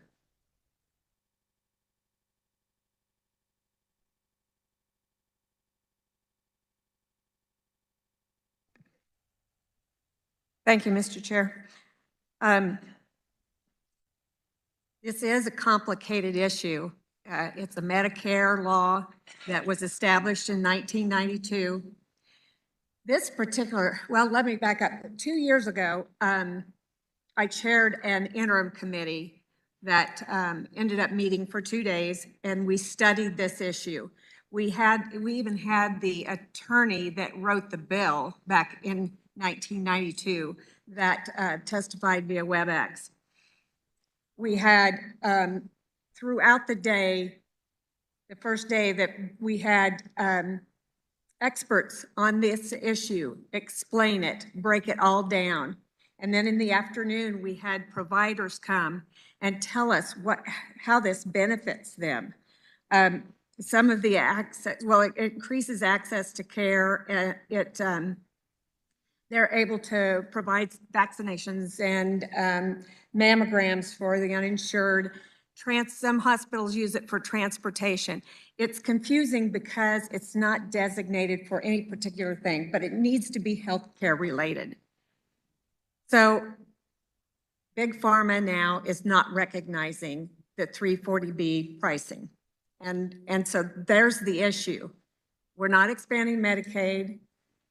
They're not acknowledging 340B. I mean, the rural hospitals are struggling, and this is one way, one of the tools in the toolbox that one of the things that we can do to help. I do want to mention that back 2 years ago, what came out of this, we had no recommendation in the end because we thought that the federal government was ready to take care of it. And I have in my file here a couple of letters from our federal delegation, but they didn't, and they're still not. That it is a federal program, but we do have the authority to address how it's being practiced in Kansas. Other states have done it. But this particular proviso is a little bit different than the one that we were dealing with 2 years ago. That one dealt more with what we were talking about with the PBMs. This proviso has nothing to do with the PBMs. There are a lot of issues with PBMs. I won't go down that road, but this is not addressing those. This is addressing Big Pharma and just saying, you need to acknowledge the 340B pricing in our state. Thank you, Mr. Chair. For further discussion, the chair recognizes Representative Johnson.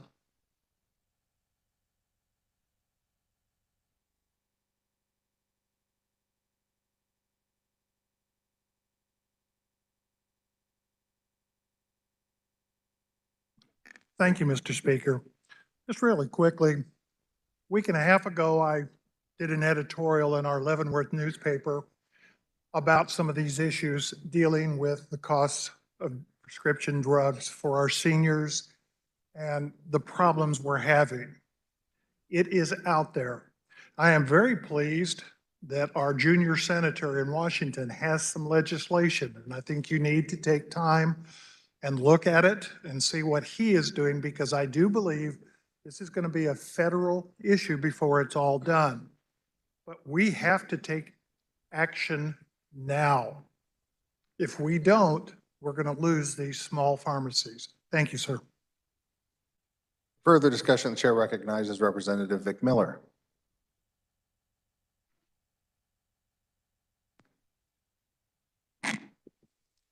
Thank you, Mr. Chairman. I had the privilege of serving on the heretofore mentioned interim committee on 340Bs. The speaker is right. It's a very complicated issue.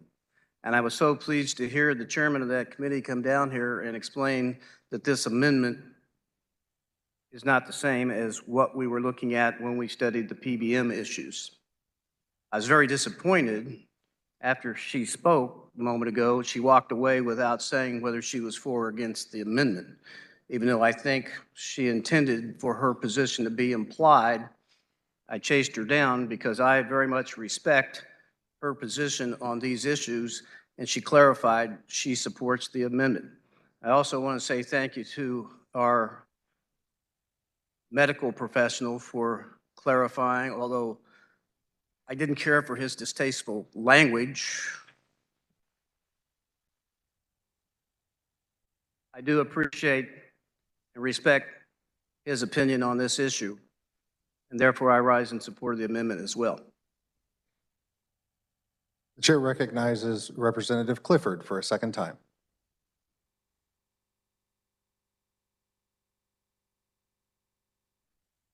Thank you, Mr. Chair. I'll watch my language this time.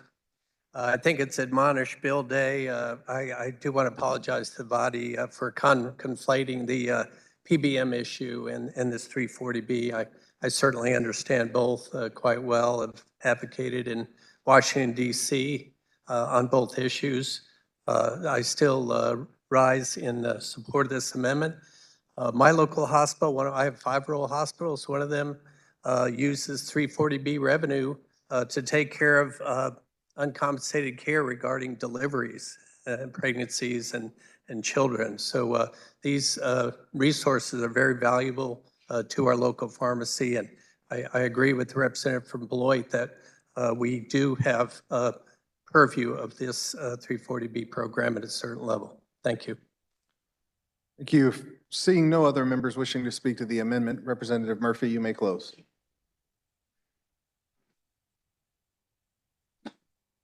I'm not going to belabor this, it's late. Appreciate the comments that have been made on both sides. And I think this is something, as has been talked about, as far as something that's going to help our rural hospitals and health centers. And I urge your support. Thank you. I close.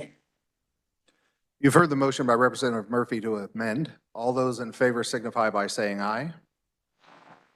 Opposed, nay. The ayes appear to have it. Division has been called for. The clerk will open the roll and you may vote.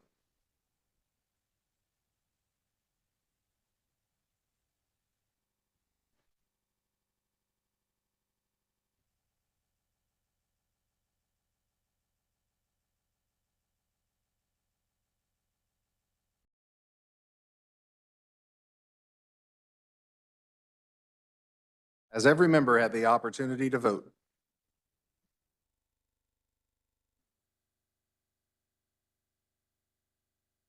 The clerk will close the roll and take the tally.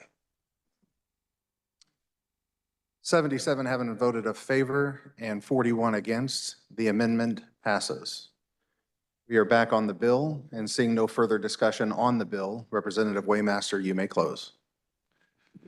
Thank you, Mr. Chairman. So if you had a bet today that we're going to debate the budget for 2 hours and 59 minutes, your bet just won. So, no, I want to thank everybody for the lengthy debate that we had in regards to the state budget.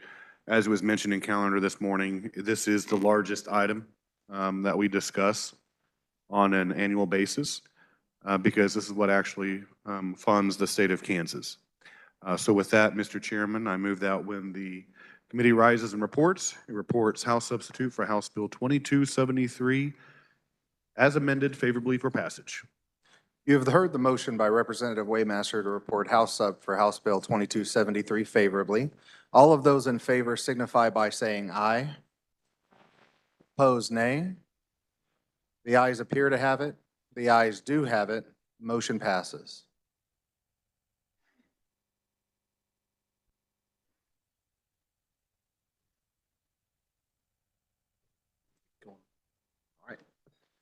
The next item of business is House Bill 2800. For the purpose of carrying House Bill 2800, the chair recognizes Representative Blex.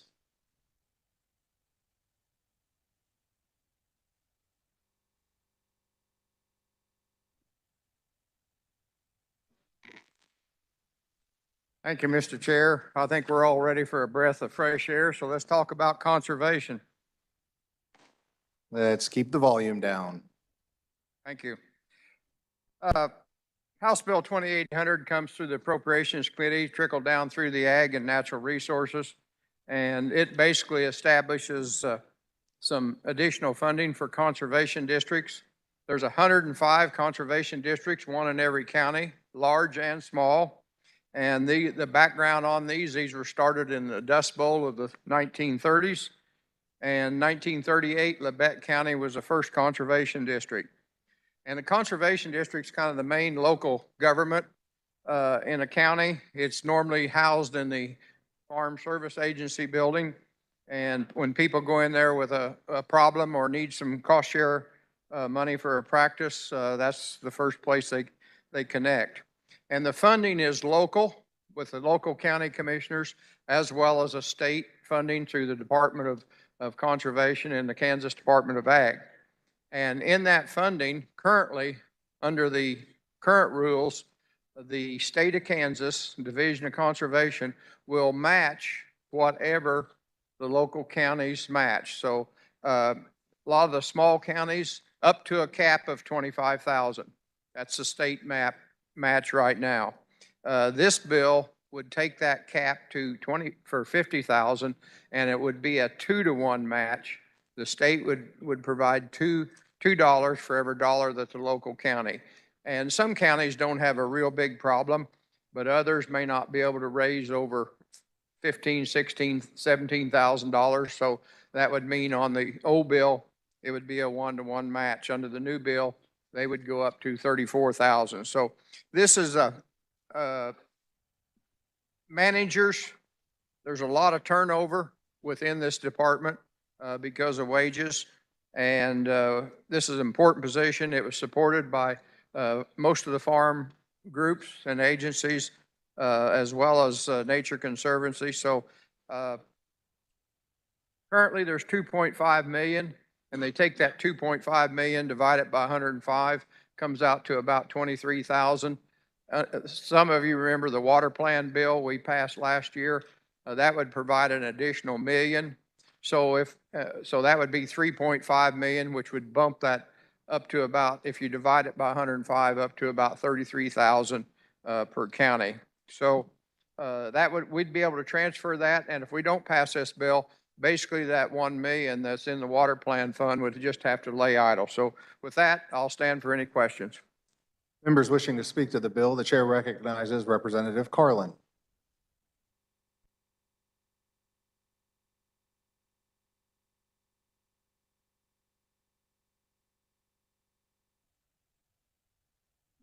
Thank you, Representative Blex, for doing a nice job of explaining this issue. And I rise in support of the bill. Conservation programs are essential, and they work to conserve and protect natural resources in Kansas. And they work with the counties and the state. So I am really happy to support this bill. Thank you, Mr. Chair. Seeing no further discussion on the bill, the chair recognizes Representative Blex to close. Thank you, Mr. Chair. I'd like to move that when the House votes on House Bill 2800, they pass it favorably out of committee. You've heard the motion by Representative Blex to report HB 2800 favorably. All of those in favor signify by saying aye. Opposed, nay. The ayes appear to have it. The ayes do have it. Motion passes. Next item of business, House Bill 2816. For the purpose of carrying House Bill 2816, Chair recognizes Representative Moser.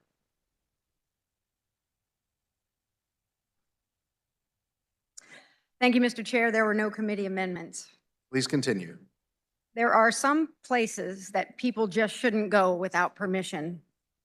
HB 2816 will update the Kansas Farm Animal and Field Crop and Research Facilities Protection Act to continue protection for animal facilities and field crop production areas by prohibiting entering or remaining on animal facilities, field crop production area, or research facilities without owner consent, or knowingly making false statements on an employment application to gain access to those same areas. HB 2816 will also provide penalties for these violations. They would be clarified in this bill. This is very tailored language that was done specifically to address the 10th Circuit Court of Appeals decision regarding intent. It removes the unconstitutional provisions regarding intent to destroy property language so that the Act's prohibitions apply to all persons regardless of intent, whether it was innocent or whether they intended to do damage. Also new to HB 2816 includes the circumstances regarding flying an aircraft within the airspace directly above animal facilities or crop production areas, but below the minimum safe altitude of 500 feet. This will now be included in the bill and would bring further protection to property owners.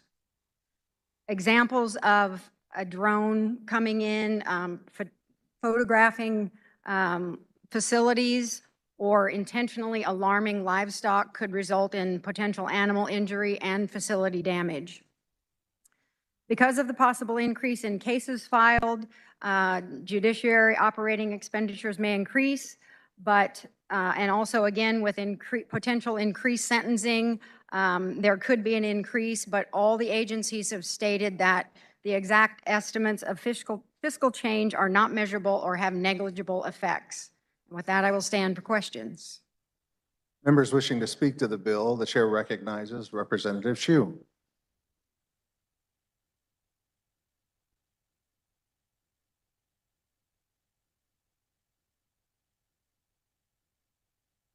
Thank you, Mr. Chair. Waking up, I didn't think I was going to speak today on this bill, but we've gotten a couple of very, very, very late-breaking pieces of testimony, if you will, or just feedback from Sierra Club, Animal Legal Defense Fund, and the Humane Society opposing this bill. And then, so I just wanted to bring that to the body's attention. They're primarily worried about further penalizing whistleblowers, making this a little bit more like ag-gag, but related to feedstocks and live yards and things like that. So just wanted to bring that to the body's attention that I will be voting no on this. Thank you, Mr. Chair. To speak to the bill, the chair recognizes Representative Carlin.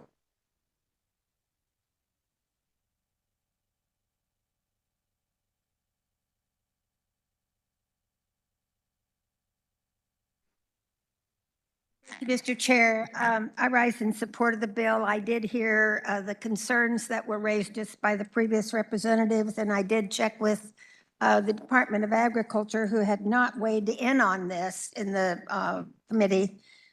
So I was concerned that there was some reason they didn't weigh in, but the reason they didn't is because it is absolutely just to clarify the intent of the legislature so that the courts can make decisions on whether someone intends to do harm. Correct? Or not? Yes, yes, because people can be innocent, they can be judged innocent and do harm, but it needs to be clarified and it needs to be made constitutional.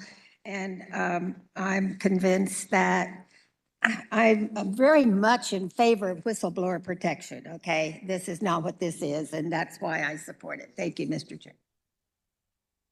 Seeing no further discussion, Representative Mosier, you may close. Thank you, Mr. Chair. I move that when the body rises and reports, it reports HB 2816 favorably for passage. You've heard the motion by Representative Mosier to report House Bill 2816 favorably. All of those in favor signify by saying aye. Opposed, nay. The ayes appear to have it. The ayes do have it. Motion passes. This concludes our general orders. The chair recognizes the majority leader. Mr. Chair, I move we rise and report. You've heard the motion to rise and report. All in favor say aye. Opposed, no. Motion passes.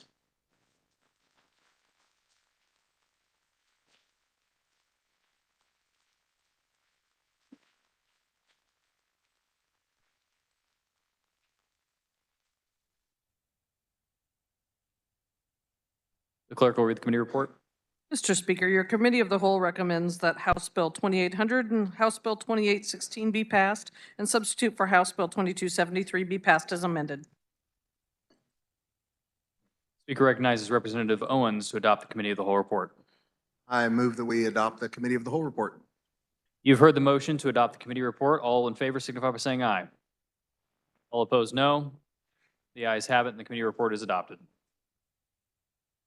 Reports of standing committees, the clerk will read. Committee on Federal and State Affairs recommends House Bill 2653 be passed.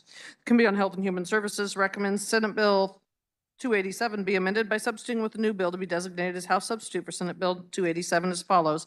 An act concerning health and healthcare relating to children and minors, prohibiting a healthcare provider from administering any drug or diagnostic test or conducting behavioral health treatment to a minor in a school facility without parental consent. The Committee on Judiciary recommends Senate Bill 473 be amended and the bill be passed as amended. The Committee on Financial Institutions and Pensions recommends Senate Bill 405 be passed. Committee on Financial Institutions and Pensions recommends Senate Bill 345 be passed. The Committee on Financial Institutions and Pensions recommends Senate Bill 406 be amended and the bill be passed as amended.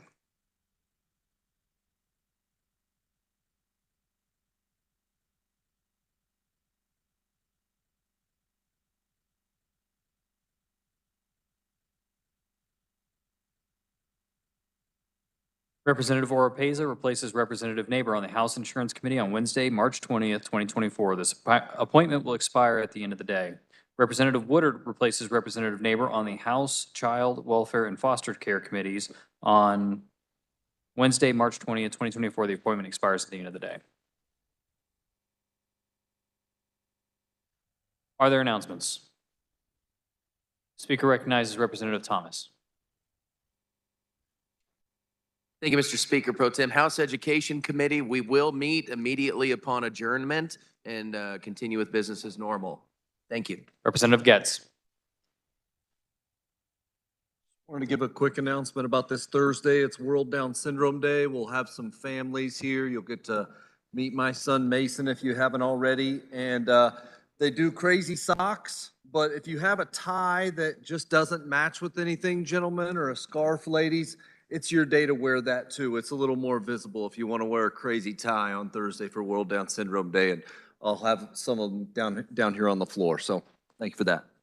Representative Riley. Thank you, Mr. Speaker. Again, Wednesday morning, it'll be in room 142. We'll have our Bible study, continuing study of Daniel, talking about what happens when you eat no meat and drink no wine for 3 weeks. 7 a.m. tomorrow morning. Representative Stogsdill. Thank you, Mr. Chair. Democrats, we will have agenda tomorrow morning at 8:30, 152 South. Thank you, Mr. Chair. Representative Rogers.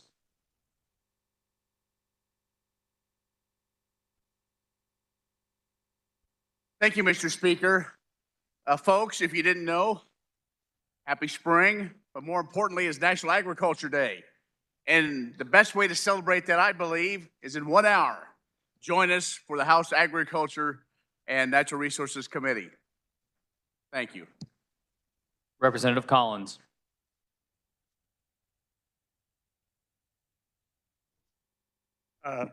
Thank you, Mr. Speaker. I've got an announcement for any Pitt State fans out there, and even if you're not, tonight at 6 o'clock at the Beacon is a gorilla gathering, and you may not know what that is, but like I said, show up there. People always ask me when I tell them what district I'm from, they ask me about the fried chicken down there, so show up at the Beacon at 6 o'clock and you'll find out about our chicken. Thank you, Mr. Speaker. Representative Howe.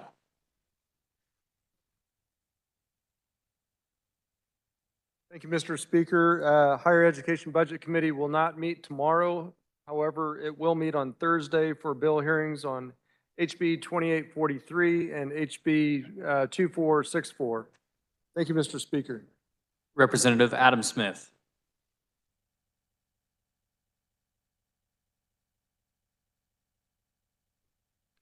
Attention commerce fans.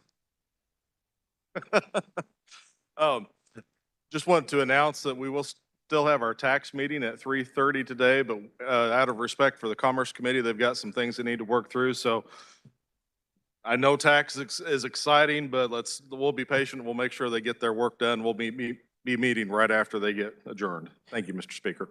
Representative Tarwater.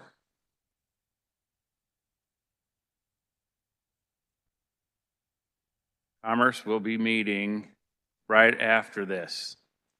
5 minutes from adjournment, we will hit the gong, and we're going to go ahead and hear the bill today, the elevator bill. And we have gotten a little bit of time from the tax, a little grace. Thank you very much, sir, for doing that. Business must go on. Representative Lewis. Wanted to announce that John O'Connor, who's the former Attorney General of the state of Oklahoma, our neighbor, is going to be in the Capitol tomorrow and has graciously agreed to speak to anyone interested about Oklahoma's experience with the legalization of medical marijuana. That's going to happen at 9:00 a.m. tomorrow in room 212B, in as in neighbor. Thank you. Representative Landwehr.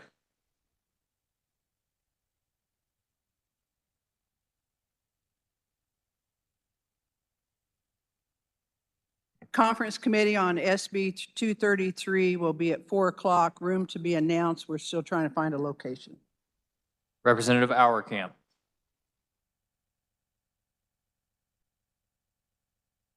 Auerkamp. Thank you, Mr. Speaker. Welfare Reform Committee is canceled today. We'll just kick the agenda to Thursday. Thank you, Mr. Speaker. Representative Owens. Thank you, Mr. Speaker. If everybody remembers what our good friend, the representative, said, when there's an E next to his name, pray for him. And I believe today he needs those extra prayers. Thank you. Representative Corbett.